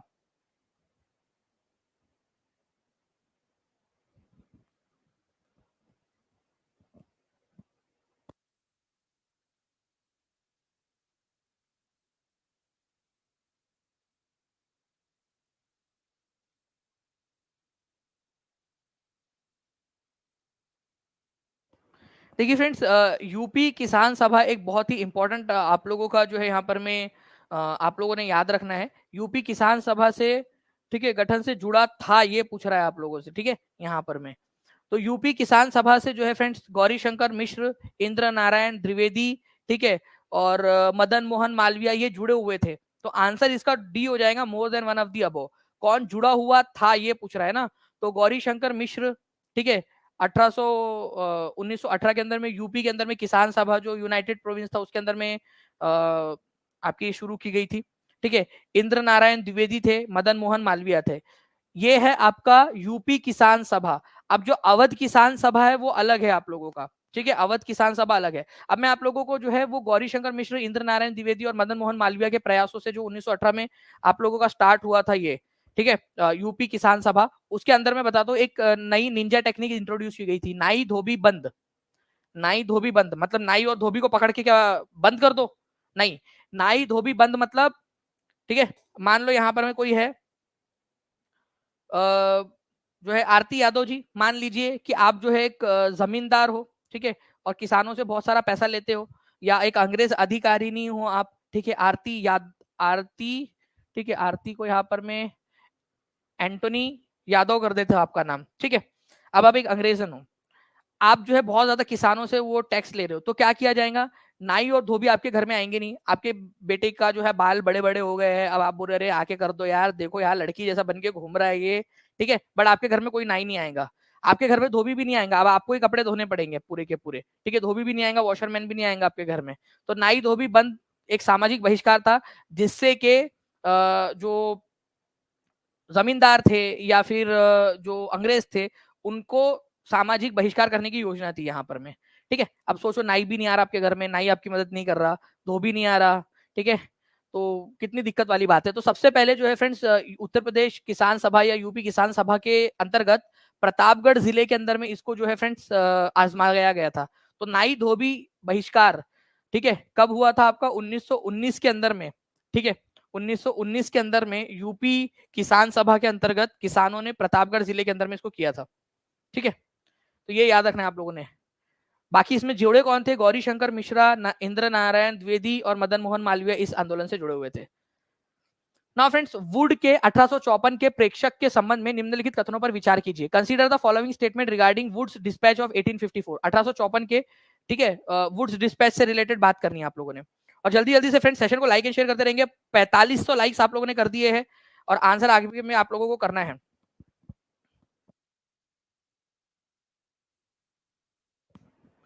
वुड के 1854 के प्रेक्षण के संबंध में वुड्स डिस्पैच, इसने उच्च अध्ययन के लिए शिक्षा के माध्यम के रूप में अंग्रेजी की सिफारिश की कि उच्च माध्यम, देखो उच्च अध्ययन के लिए, हायर एजुकेशन के, प्राइमरी एजुकेशन के अंदर में वर्नाकुलर लैंग्वेज जो आपकी स्थानीय भाषा है, लेकिन उच्च अध्ययन के लिए जब आप हायर एजुकेशन करोगे तो अंग्रेजी की सिफारिश की।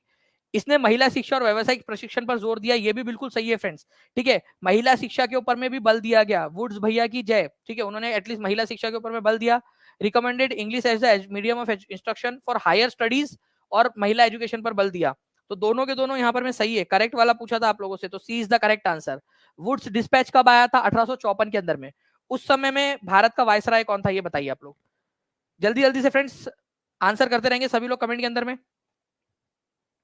वुड्स डिस्पैच जो है आपको बताना है कि भारत के अंदर में जब आया था उस समय भारत का वायसराय कौन था? तो उस समय में वायसराय तो था नहीं, गवर्नर जनरल था डल हाउसी। ठीक है, डल हाउसी जो है फ्रेंड्स, ये याद रखना आप लोगों ने, भारत का वायसराय था उस समय, गवर्नर जनरल था। नेक्स्ट क्वेश्चन की तरफ में आगे बढ़ते हैं। लॉर्ड चैम्सफोर्ड के कार्यकाल में कौन सी घटनाएं घटित हुई थी?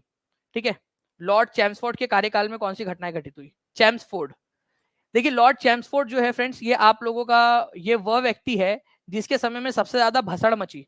ठीक है, तो लॉर्ड चैम्सफोर्ड भसड़ वाले भैया, इनका नाम अपन रख देते हैं। ठीक है, क्या हुआ?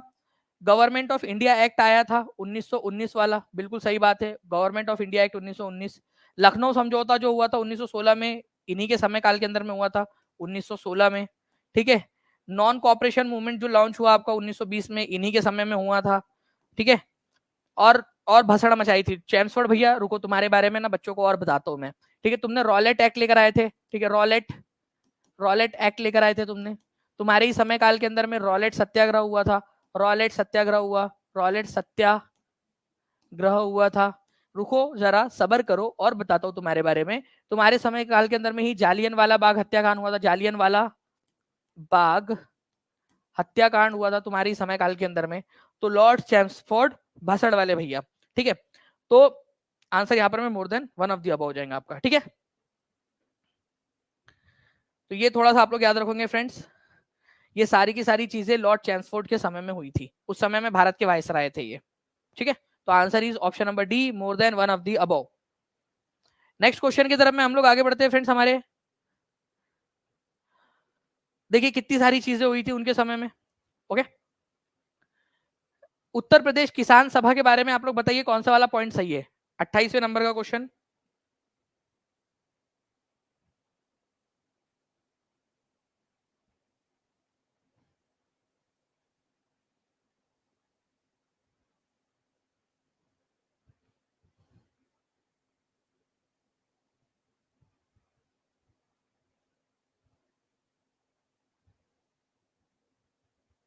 ठीक है, यूपीएससी लाइव जी बिल्कुल। और फ्रेंड्स मैं एक बात बताना चाहूंगा यहाँ पर, मैं यूपीएससी का जो पेपर आया था, एक बच्चे ने स्क्रीनशॉट भेजा था। ठीक है, तो उसका मैं अभी आपको स्क्रीनशॉट भी दिखाता हूँ। यूपीएससी के अंदर में फ्रेंड्स कल जो पेपर हुआ है, ठीक है, जिन बच्चों ने भी परसों के दिन जो पेपर हुआ था, जिन बच्चों ने दिया उन लोगों ने देखा होगा कि बहुत सारे क्वेश्चन जो है फ्रेंड्स वो हमसे मैच किए जो हम लोगों ने पढ़ा है। ठीक है, तो मतलब आप समझिए, आप लोग यूपीएससी लेवल के पढ़ाई कर रहे हो। ठीक है, आईएएस ओएस बन जाओगे आप लोग कल जाके। उत्तर प्रदेश किसान सभा, उत्तर प्रदेश किसान सभा वाज फॉर्मड इन फरवरी 1918 में स्टार्ट हुई थी। ठीक है, नाई धोबी बंद, ठीक है, ये आपका प्रतापगढ़ जिले के अंदर में पहली बार आयोजित हुआ था ये आप लोगों का। ठीक है, तो बताइए इसमें से आंसर क्या हो जाएगा आपका। तो दोनों के दोनों बी एंड बोथ 1 एंड 2। ठीक है, तो आंसर हो जाएगा both 1 and 2 is the correct answer आप लोगों का। ठीक है, बोथ 1 एंड 2।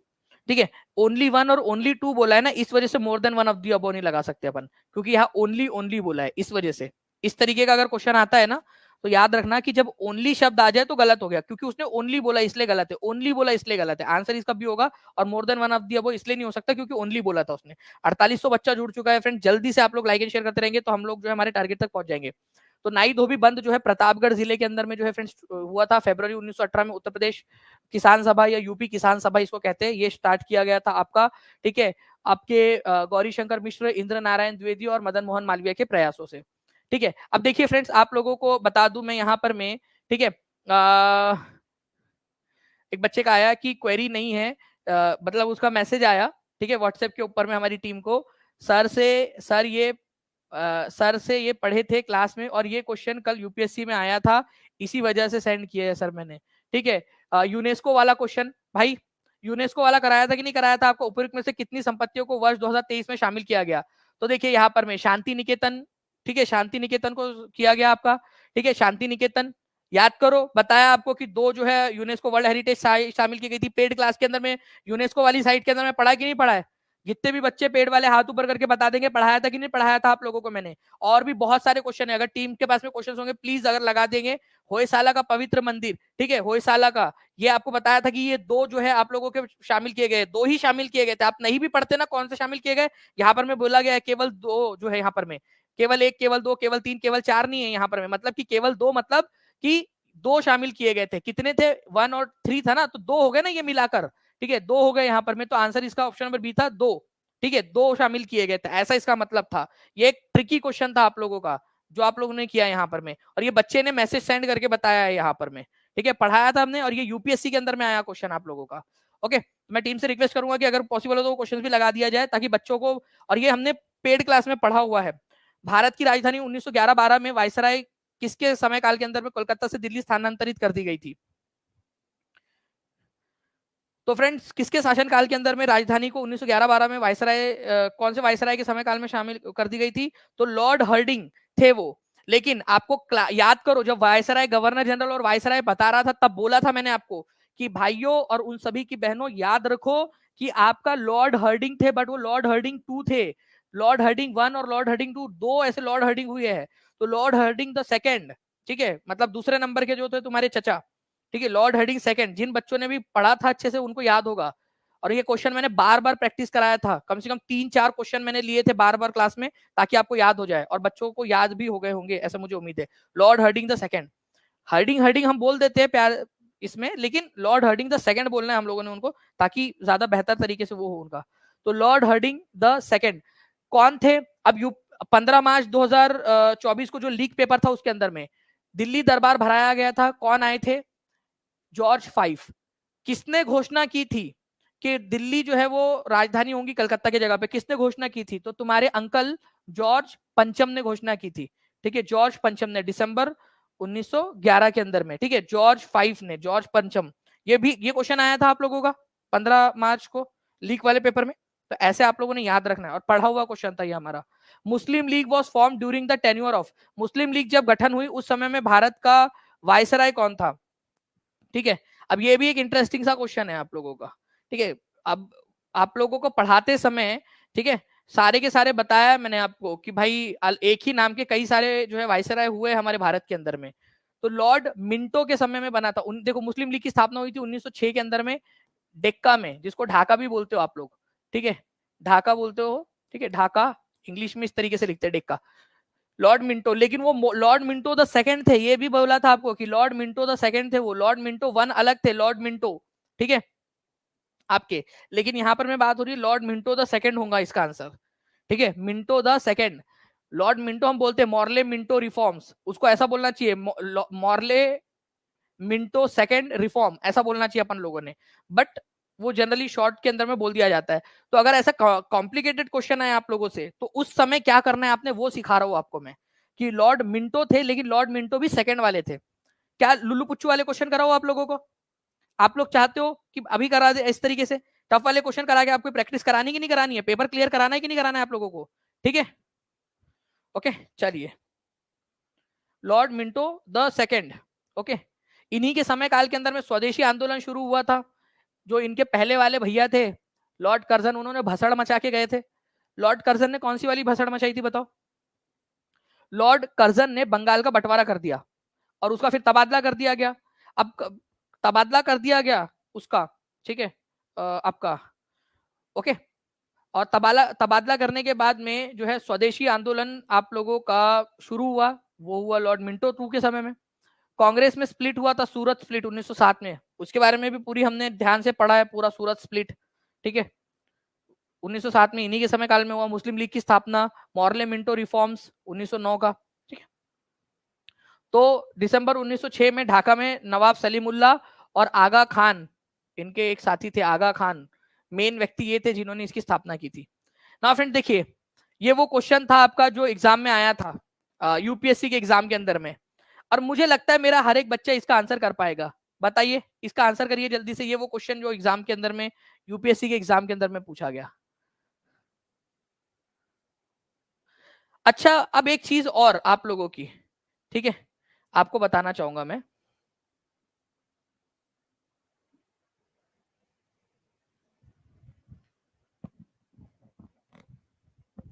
बताइए जल्दी जल्दी से।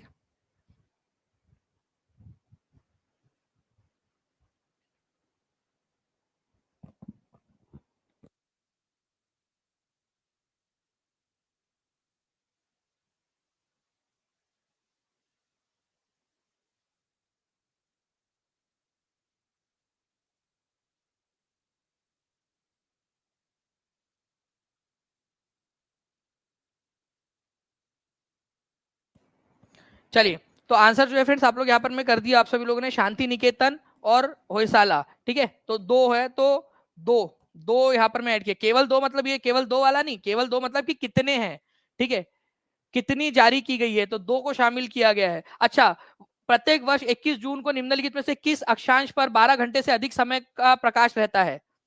कौन से इस पे रहता है भाई लोग? कितना सिंपल क्वेश्चन है आप लोगों का, किसके ऊपर में रहता है 12 घंटे से अधिक का प्रकाश?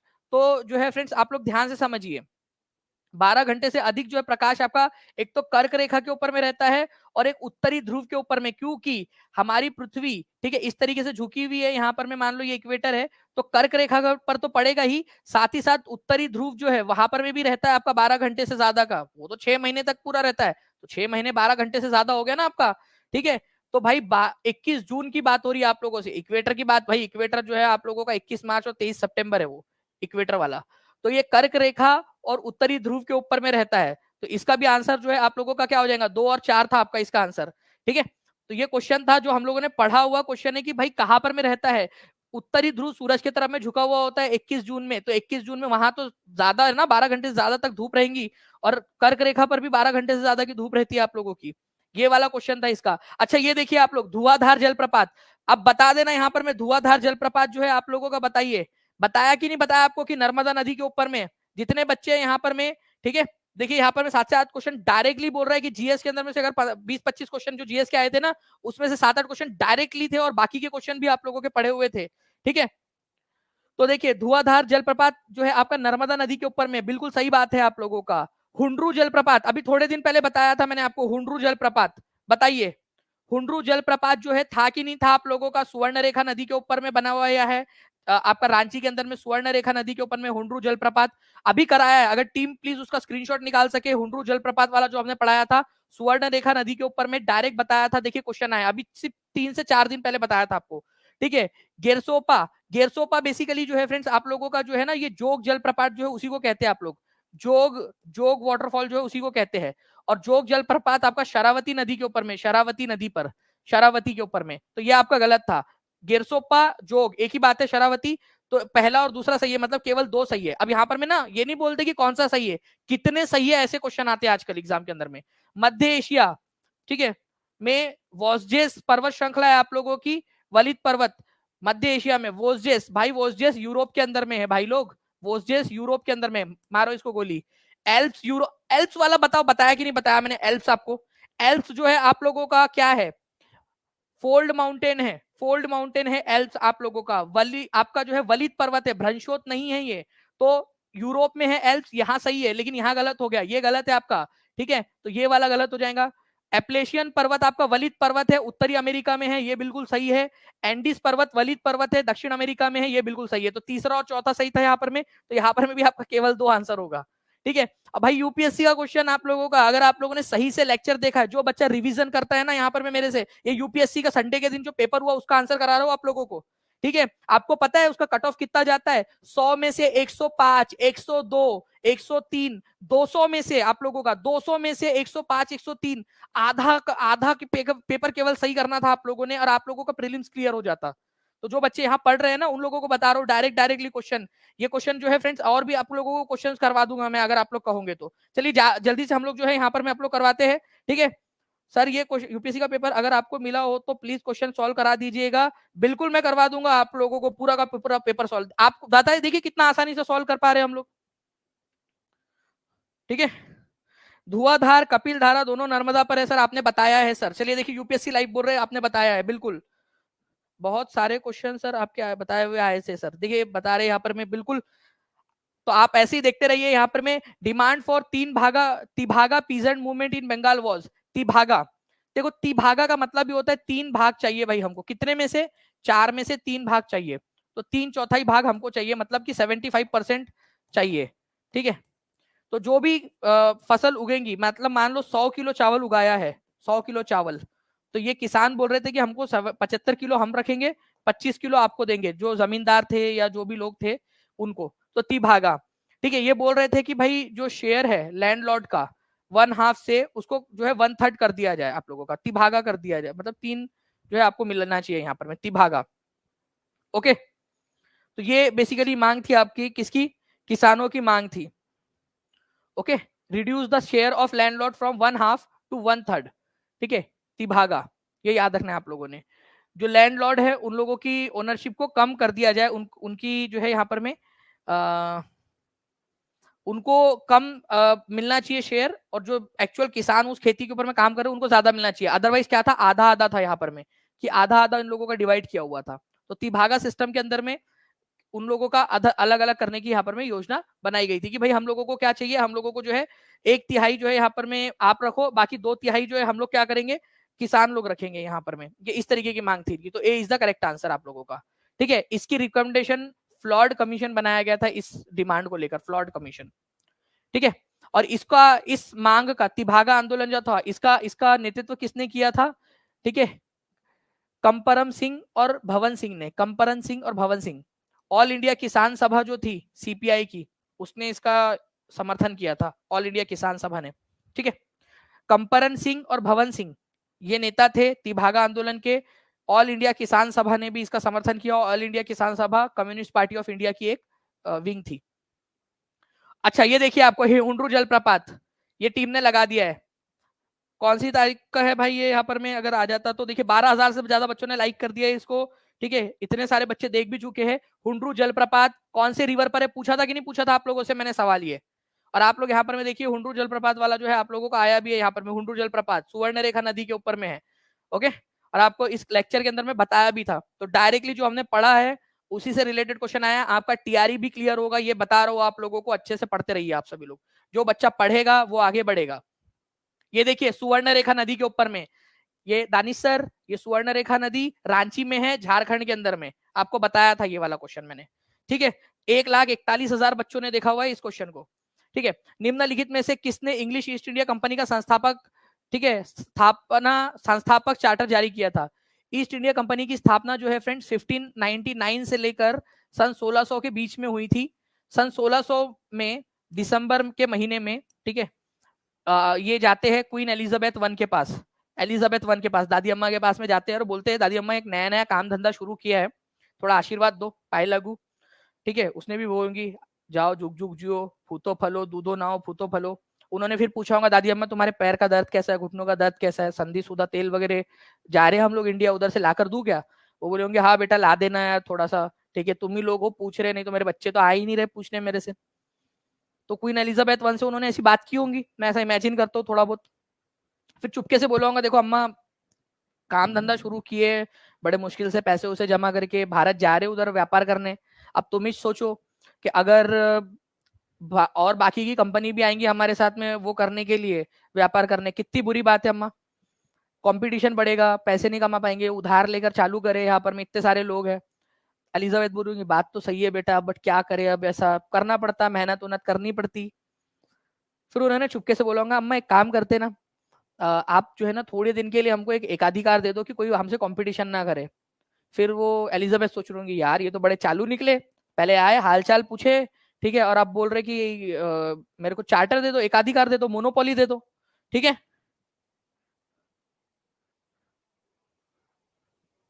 ओके, तो इस तरीके से फ्रेंड्स एलिजाबेथ प्रथम जो थे, ठीक है, उन्होंने इनको एकाधिकार जारी कर दिया, चार्टर जारी कर दिया कि जा, अब आशीर्वाद दे दी, हालचाल पूछ लिया, अब क्या ऐसे मना करना अच्छा नहीं लगता। तो उसने क्या की, 15 साल के लिए ईस्ट इंडिया कंपनी को 15 ईयर्स के लिए एकाधिकार दे दिया, मोनोपोली बोलते हैं इसको, मोनोपोली, मोनोपोली, कि 15 साल तक कोई दूसरी इंग्लैंड की कोई दूसरी कंपनी इनके साथ में कंपटीशन नहीं करेगी, ठीक है। ओके, तो 15 साल के लिए दिया था, बाद में जो है वो जेम्स जो वन था उसने इसको बढ़ाकर अगले आदेश तक कर दिया था, एलिजाबेथ वन। ओके, ये याद रखना आप सभी लोगों ने, ए इज द करेक्ट आंसर। 31 दिसंबर सन 1600 की बात है ये। बताइए इनमें से कौन सा वाला कथन गलत है, जल्दी जल्दी से। और 5,000+ लाइक्स हो चुके हैं फ्रेंड्स, कॉन्ग्रेचुलेशन आप सभी लोगों को, बताइए।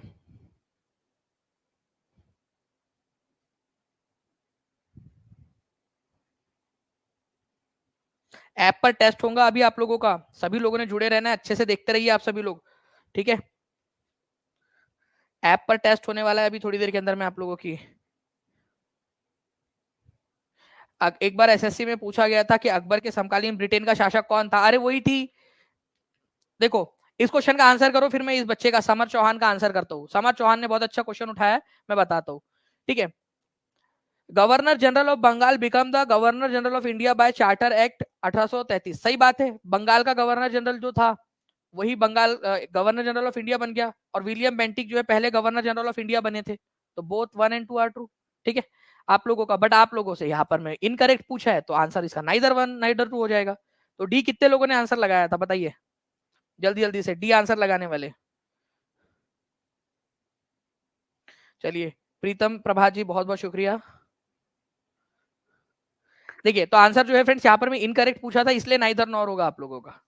ओके, इनकरेक्ट पूछा आपसे। अब बात करते हैं हम लोग यहाँ पर में जो भाई ने पूछा है सवाल कि अकबर के समकालीन कौन था। तो देखो, अकबर जो है फ्रेंड्स, ठीक है, ब्रिटेन का शासक कौन था, तो एलिजाबेथ वन थी, एलिजाबेथ वन, ठीक है, ये थी, ये याद रखना है आप लोगों ने, समकालीन। अकबर जो है वो 16, एलिजाबेथ जो है वो 1603 में चली गई हमको दुनिया में अकेली छोड़कर, ठीक है। वैसे मैं आया नहीं था उस समय में, तो मेरे को अकेली छोड़कर कैसे जाएंगे, बट ठीक है, कोई बात नहीं, ठीक है, छोड़कर चली गई हमको। अब जो है उसके बाद में अकबर भी चले गए 1605 में हम लोगों को छोड़ के, ठीक है। दोनों समकालीन थे। कई बार मैं इमेजिन करता हूँ कि बेचारा अकबर सोच रहा होगा, यार देखा तो कभी था नहीं उस समय, कैमरा वैमरा तो था नहीं, एलिजाबेथ वन, ठीक है, कैसी दिखती होंगी एलिजाबेथ वन। फिर वो जब चली गई तो उन्होंने सोचा होगा, यार मेरी मिलने की इच्छा तो अधूरी रह गई एलिजाबेथ वन से, ठीक है, इस दर्द में दुख में, ठीक है, टेंशन ले लिया अकबर ने कि यार मैं भी जाऊंगा घर के ऊपर में, क्या पता अगर ऊपर में नर्क स्वर्ग होता होगा तो उधर में मुलाकात हो जाएंगी, ठीक है, किसी रोज तुमसे मुलाकात होगी। तो अकबर भी 1605 में चले गए। बस मैं आपको कॉमेडी वे में याद करवा रहा हूँ कि भाई कब हुआ था ये चीजें, ठीक है। एलिजाबेथ के बाद में जो है फ्रेंड्स जेम्स वन जो है वो शासक बनता है, जेम्स वन। और इधर में अकबर की मृत्यु के बाद में जो है जहांगीर, जहांगीर जो है वो शासक बनता है। ओके, तो ये याद रखना है आप लोगों ने, ठीक है। प्रिपरेशन कर रहा हूँ सर, एक्सेप्ट करंट अफेयर्स मैंने ऑप्शन एलिमिनेट से 21 क्वेश्चन कर दिए यूपीएससी का, ऑल थैंक्स टू यू। देखिए, आशीष यादव बोल रहे हैं कि 21 क्वेश्चन जो है उन्होंने सिर्फ हमारे लेक्चर्स को देखकर किए, लेक्चर में से यूपीएससी में, और यूपीएससी में एक क्वेश्चन 2 नंबर का होता है, ये याद रखना है आप लोगों ने, ठीक है। तो 42, और कट ऑफ जो है आप लोगों का 100, 102, 103, बस इतना ही जाता है 200 में से। अखिल भारतीय किसान सभा के संदर्भ में बताइए कौन सी वाली बात सही है।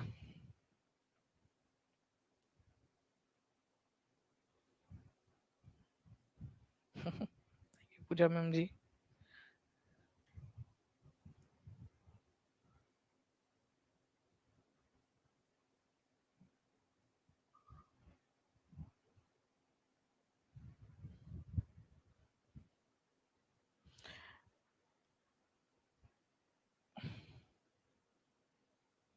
लगा दीजिए इसको भी स्क्रीनशॉट को इसमें। देखिए फ्रेंड्स, यहाँ पर मैं अखिल भारतीय किसान सभा के संबंध में कौन सा वाला, ऑल इंडिया किसान सभा जो है आप लोगों का 1936 में बनी थी, बिल्कुल सही बात है। ठीक है, Sahajanand was the first president of all India किसान सभा, स्वामी सहजानंद सरस्वती जी, बिल्कुल सही बात है। ऑल इंडिया किसान सभा was founded in Surat session, गलत। ठीक है, लखनऊ के अंदर में इसकी स्थापना हुई थी फ्रेंड्स, ऑल इंडिया किसान सभा की लखनऊ के अंदर में 1936 में, लखनऊ में 1936 में। ठीक है, तो ये सूरत सेशन ऑफ इंडियन नेशनल कांग्रेस, ये गलत है आप लोगों का, तो आंसर होगा आपका पहला और दूसरा, 1 and 2 ओनली, तो ए इज द करेक्ट आंसर। तो ऑल इंडिया किसान सभा की स्थापना जो है 1936 में हुई थी लखनऊ के अंदर में। ठीक है, ऐसे याद रखना था आप सभी लोगों ने, इंपॉर्टेंट पॉइंट है। तो 1920 से 1940 के बीच में काफी सारे जो है फ्रेंड्स आपके पीजेंट ऑर्गेनाइजेशन सामने आए। बिहार प्रोविंशियल किसान सभा, ये आपको पढ़ाया था पेड क्लास में मैंने, बिहार प्रांतीय किसान सभा की स्थापना 1929 में हुई थी, और 1936 में हुई थी ऑल इंडिया किसान सभा की स्थापना। 1936 में ऑल इंडिया किसान सभा की स्थापना लखनऊ के अंदर में हुई थी, ये याद रखना है आप सभी लोगों ने, लखनऊ के अंदर में 1936 में। ठीक है, ये पूरा का पूरा हिंदी में भी आप लोगों को बताया हुआ है। देखिए आशीष यादव जी का कमेंट है, आपसे टीआरई 1 से प्रिपरेशन कर रहा हूँ सर, जो है ऑप्शन एलिमिनेशन से ही 21 क्वेश्चन सॉल्व कर लिए यूपीएससी का, ऑल थैंक्स टू यू। तो यहाँ पर मैं कॉन्ग्रेचुलेशन आशीष यादव जी, और ऐसे ही मेहनत करते रहिए। 21 क्वेश्चन अगर आप लोगों आपने सिर्फ और सिर्फ ऑप्शन एलिमिनेशन से कर लिए, क्लास की मदद से, अपनी क्लास की मदद से, ये बहुत बड़ी बात है यूपीएससी बड़ी जैसी बड़ी एग्जाम के लिए। तो मुझे उम्मीद है कि आप जो है आप लोग आगे में जाकर जितने बच्चे देख रहे हैं बड़े अधिकारी बनेंगे, ऐसी मुझे उम्मीद है आप अपने घर वालों का सपना पूरा करोगे। ठीक है, मापिला विद्रोह जो है फ्रेंड्स, इसका कारण क्या था? देखिए मापिला विद्रोह, पहली बात तो मापिला या जिसको मोपला विद्रोह भी बोलते हैं, मोपला मोपला विद्रोह भी इसको बोला जाता है, ये आप लोगों का हुआ था फ्रेंड्स केरल का जो इलाका है ना, केरला का आज का जो केरला है, उसके मालाबार इलाके में, मालाबार मालाबार केरल का जो ये वाला तटवर्ती इलाका है ना, इसको मालाबार इलाका बोलते हैं। तो ये जो था conflict between Hindu landlords and Muslim peasant, the plunder of wealth of British landlord, ठीक है, संपत्ति को लूट रहे थे ब्रिटिश जमींदार, force cultivation of cash crops without any remuneration, movement against oppressive practice of जमींदार। ठीक है, तो बताइए आप लोग यहाँ पर में, ठीक है, इस पर्टिकुलर क्वेश्चन का आंसर क्या होगा आपका? मोपला विद्रोह। तो देखिए फ्रेंड्स, हुआ क्या था कि इस इलाके के अंदर में ज्यादातर जो जमींदार थे, ज्यादातर जमींदार वो हिंदू जमींदार हुआ करते थे, और ये जो मोपला थे, मोपिला या मापिला या मोपला जिनको कहते हैं, ये मुस्लिम किसान हुआ करते थे। तो जो जमींदार थे वो बहुत अत्याचार कर रहे थे किसानों के ऊपर में। ठीक है, अब वो हिंदू लैंडलॉर्ड और मुस्लिम किसान, ये एक संयोग की बात है, कोई और भी जाति का धर्म का होता तो भी वो संघर्ष होता, भारत के अलग अलग इलाकों में हुआ है। ठीक है, तो लैंडलॉर्ड और जो पीजेंट थे उनके बीच में ये संघर्ष था। ठीक है, और लैंडलॉर्ड जो थे वो बहुत अधिक टैक्स ले रहे थे, सता रहे थे, जिसके खिलाफ ये हुआ। बाद में ये जो है धार्मिक संघर्ष का रूप ले लिया था, कम्युनल राइट्स हुए, धार्मिक जो है इसके अंदर में दंगे फसाद हुए, वो बात अलग है, लेकिन शुरुआत में ये एक एक किसान आंदोलन था बेसिकली। ठीक है, ये याद रखना है आप सभी लोगों ने, किसान आंदोलन।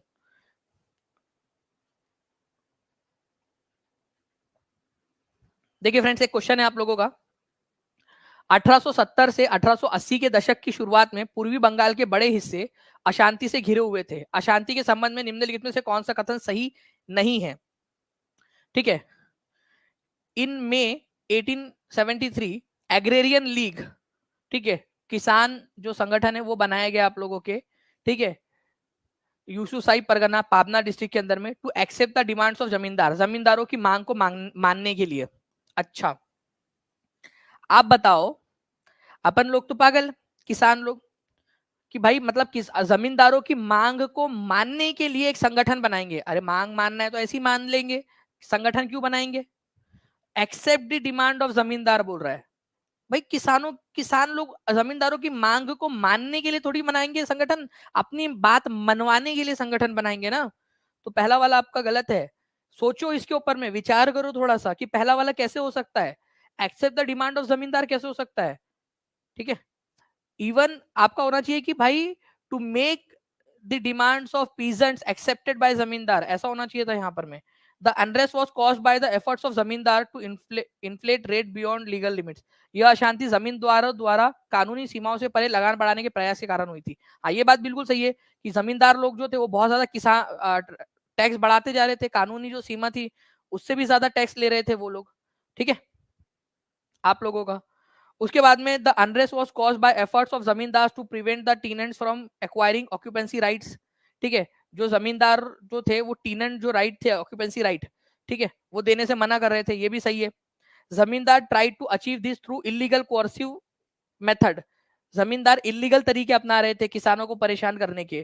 ठीक है, उनको उनको जो है वो लिटिगेशन में, मामलों में, अदालती मामलों में फंसा दे रहे थे। बेचारे किसान कहाँ से जाके मुकदमा लड़ेंगे। तो बहुत सारे हथकंडे अपना रहे थे जमींदार किसानों को परेशान करने के। तो आप लोगों के ये 3 सही है। आपसे जो है सही नहीं वाला पूछा है ना आपसे, ठीक है, सही नहीं वाला।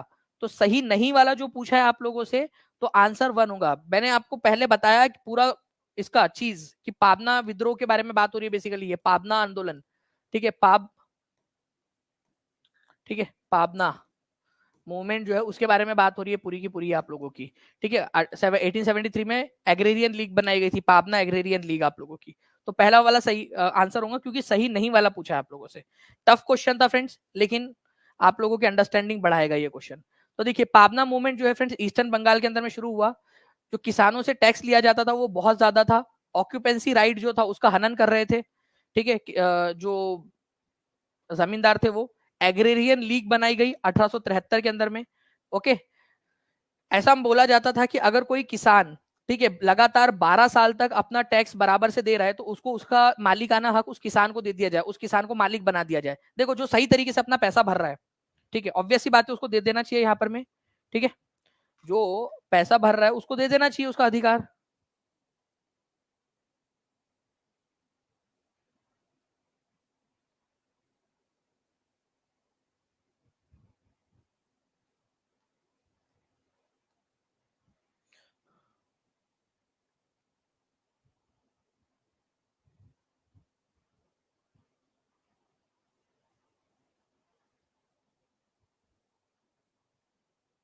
ओके, तो 12 ईयर्स जो है फ्रेंड्स, ये याद रखना है आप लोगों ने, उनको अधिकार मिल जाना चाहिए था, लेकिन जमींदार दे नहीं रहे थे। जमींदार उल्टा जो है उनसे ज्यादा पैसे ले रहे थे। ठीक है, तो क्या किया गया यहाँ पर में, पाबना एग्रेरियन लीग की स्थापना की गई, ताकि अंग्रेजों से और किसानों से अपनी बात मनवा सके, और जमींदारों से अपनी बात मनवा सके। और finally Bengal tenancy act pass हुआ 1885 के अंदर में। बंकिम चंद्र चटर्जी, ठीक है, आरसी दत्त, ठीक है, और इंडियन एसोसिएशन के सुरेंद्रनाथ बैनर्जी, इन्होंने भी इनका समर्थन किया था पाबना मूवमेंट का। बताइए यहाँ पर में ट्रीटी ऑफ यांडाबो, ठीक है, किसके किसके बीच में हुई थी? यांडाबो की संधि निम्नलिखित में से किस युद्ध के भाग के रूप में संपन्न हुई? यांडाबो की संधि। देखो फ्रेंड्स, 3 एंग्लो बर्मीज वॉर हुए। ठीक है, 3 एंग्लो बर्मी वॉर, एंग्लो बर्मा वॉर। ठीक है, जो पहला एंग्लो बर्मा वॉर था आप लोगों का, ठीक है, वो 1824 से 1826 के बीच में हुआ। पहला एंग्लो बर्मा वॉर 1824 से 1826 के बीच में, एंग्लो बर्मा। ठीक है, 3 हुए, तीसरे में तो पूरी तरह से उसको कब्जे में ले लिया गया था। तो पहला एंग्लो बर्मा वॉर जो था, ठीक है, उसके उस युद्ध की समाप्ता, ठीक है, समाप्त हुआ ट्रीटी ऑफ यंडाबो से। तो treaty of Yandabo first Anglo Burmese war से रिलेटेड है। ठीक है, ट्रीटी ऑफ यंडाबो, यंडाबो नाम की जगह पर हुई थी बर्मा में, इसी वजह से ट्रीटी ऑफ यंडाबो बोलते हैं इसको। ठीक है, फर्स्ट एंग्लो बर्मीज वॉर के बाद में। ठीक है, तो पहला एंग्लो जो है आप लोगों का फ्रेंड्स मैसूर वॉर, दूसरा एंग्लो मैसूर वॉर, तीसरा मैसूर वॉर, चौथा एंग्लो मैसूर वॉर, ये अलग चीज है आप लोगों की। तो मैसूर वॉर के बारे में भी आप लोगों को पता होना चाहिए। ठीक है, जो मैसूर वॉर हुए थे आप लोगों के। अभी जो हम बात कर रहे हैं वो है बर्मा युद्ध के बारे में, बर्मा वॉर के बारे में। ठीक है, तो ये एंग्लो मैसूर वॉर आ गया यहाँ पर स्लाइड, लेकिन आप लोग चलिए आ गए तो अब याद भी रख लेना कि एंग्लो मैसूर वॉर भी आप लोगों के हुए थे करके। ठीक है, 4। देखिए, एंग्लो मैसूर वॉर और ईस्ट इंडिया कंपनी के बीच दूसरे एंग्लो मैसूर युद्ध किस वर्ष लड़ा गया था? ये आप लोग देख सकते हो यहाँ पर में। पहला एंग्लो मैसूर वॉर, दूसरा एंग्लो मैसूर वॉर, तीसरा, चौथा। तो दूसरा एंग्लो मैसूर वॉर आपका लड़ा गया था 1780 से 1784 के बीच में। ठीक है, 1780 से 1784 के बीच में। ठीक है, 80 से 84। सेकंड वाला पूछ रहा है ना आप लोग से, दूसरा वाला 80 से 84, 1780 से 1784 के बीच में। ठीक है, तो 80 से 84 के बीच में लड़ा गया।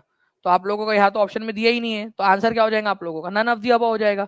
टफ क्वेश्चन था आप लोगों का, आप लोग आराम से लगा सकते थे, ई आंसर हो जाएगा। ठीक है, तो यहाँ पर मैं देखिए कि पहला एंग्लो मैसूर वॉर 1767 से 69 के बीच में हुआ। ठीक है, एंग्लो मतलब अंग्रेज और मैसूर मतलब मैसूर रियासत जो थी वो, ठीक है। तीसरा वाला हुआ था 1790 से 1792 के बीच में, चौथा वाला हुआ था 1798 से 99 के बीच में। ये चारों एंग्लो मैसूर वॉर आप लोगों को करवाया है मैंने ऐप के अंदर में। मुझे उम्मीद है कि आप लोग जो इसको करोगे अच्छे से।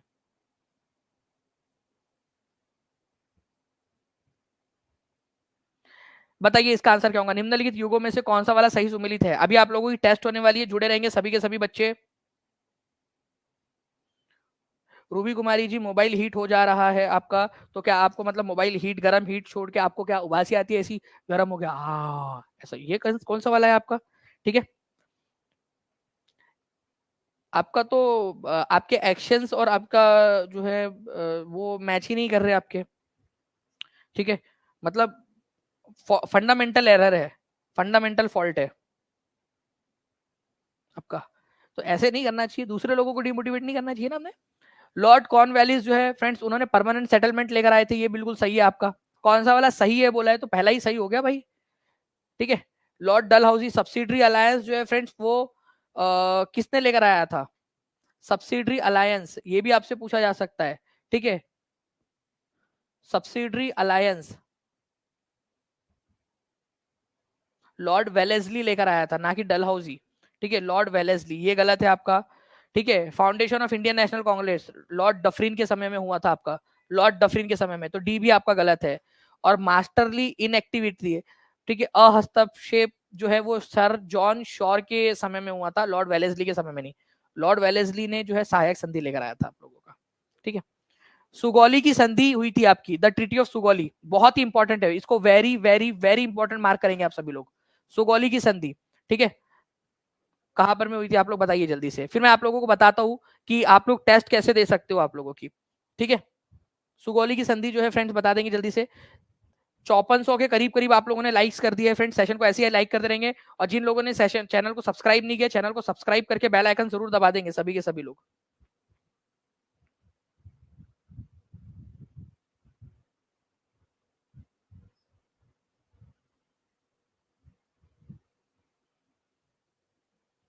चलिए, तो सुगौली की संधि हुई थी आप लोगों की किसके किसके बीच में। तो सबसे पहली बात तो सुगौली की संधि हुई थी, ठीक है, कौन से युद्ध के बाद में, तो नेपाल और ईस्ट इंडिया कंपनी के बीच में 1814 से 1816 के बीच में युद्ध लड़ा गया था, जिसको नेपाल एंग्लो नेपालीज वॉर बोलते हैं, ठीक है। नेपाल नेपाल और इंग्लिश जो ईस्ट इंडिया कंपनी थी उसके बीच में हुआ था। कब हुआ था ये, 1814 से लेकर 1816 के बीच में।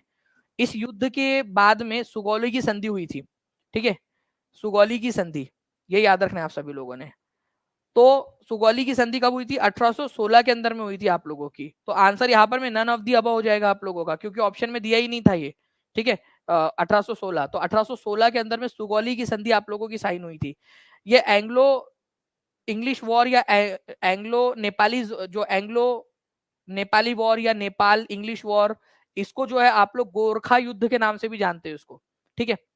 तो क्योंकि गोरखा जो नेपाल के जो सिपाही होते हैं उनको गोरखा कहा जाता है, तो गोरखा युद्ध भी बोलते हैं इसको, नेपाल और ईस्ट इंडिया कंपनी के बीच में 1814 से 1816 के बीच में हुआ था। इस संधि के तहत, सुगौली की संधि के तहत 1816 के अंदर में, ठीक है, युद्ध की समाप्ति हुई और कई सारे नेपाल के इलाके अंग्रेजों ने अपने कब्जे में ले लिए थे, ठीक है।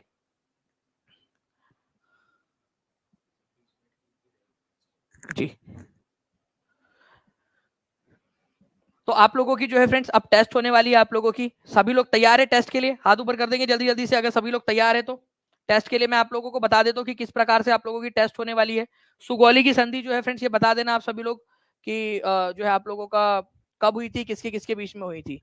अब देखो, ये जो लड़ाई है ना आप लोगों की, ठीक है, एंग्लो नेपाली वॉर, इसको नल पानी की लड़ाई भी कहा जाता है, ठीक है।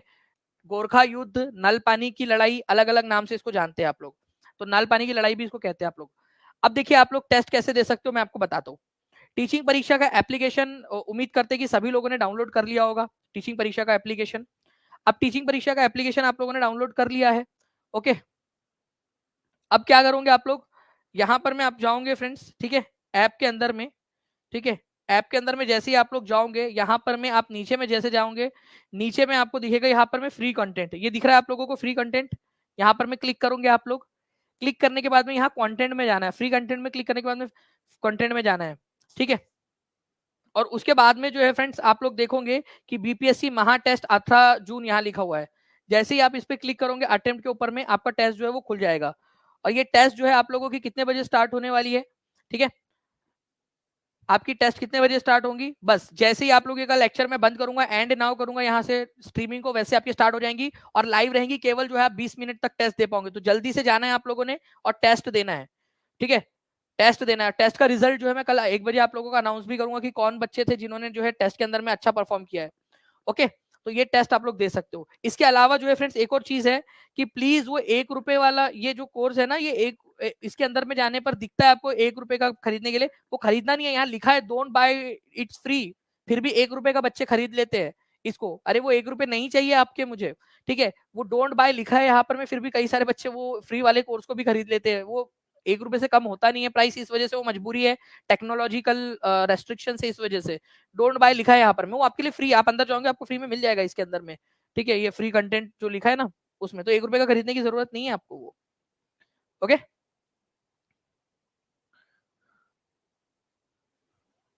चलिए तो आप जाइए यहाँ पर में टेस्ट दीजिए, कितने क्वेश्चन आएंगे कैसा रहेगा वो सारा आपको वहीं पे पता चलेगा। 20 मिनट की टेस्ट है और केवल जो बच्चों ने लाइव देखा है वो लोग टेस्ट दे पाएंगे, ठीक है। तो जाइए आप लोग अच्छे से दीजिए टेस्ट, ओके। और कल फिर मैं इनाम की आप लोगों की घोषणा करता हूँ, जो जो बच्चों ने जीता होगा उनकी लिस्ट लेकर आऊंगा, ओके। और कितना स्कोर आया था वो मेरे को कमेंट करके बता देना, सेशन कैसा लगा वो भी बता दीजिए आप लोग, और आगे में भी क्या आप लोग चाहते हो कि ऐसे ही और भी बहुत सारे सेशन हो, वो भी आप लोग मुझे बता दीजिएगा। सेशन को लाइक कर दीजिए, जहां भी शेयर कर सकते हो एक बार शेयर कर दीजिए टेस्ट स्टार्ट करने के पहले, ताकि मुझे भी लगे यार कि बच्चे भी अपने अपने तरफ से अपना एफर्ट्स दे रहे हैं। चलो, thank you very much, take care and bye, God bless you all, thank you very much friends, bye, thank you and all the best. आप लोगों को टेस्ट के लिए सभी लोग जाकर ऐप पर टेस्ट दे सकते हैं अभी, ठीक है, बाय, थैंक यू।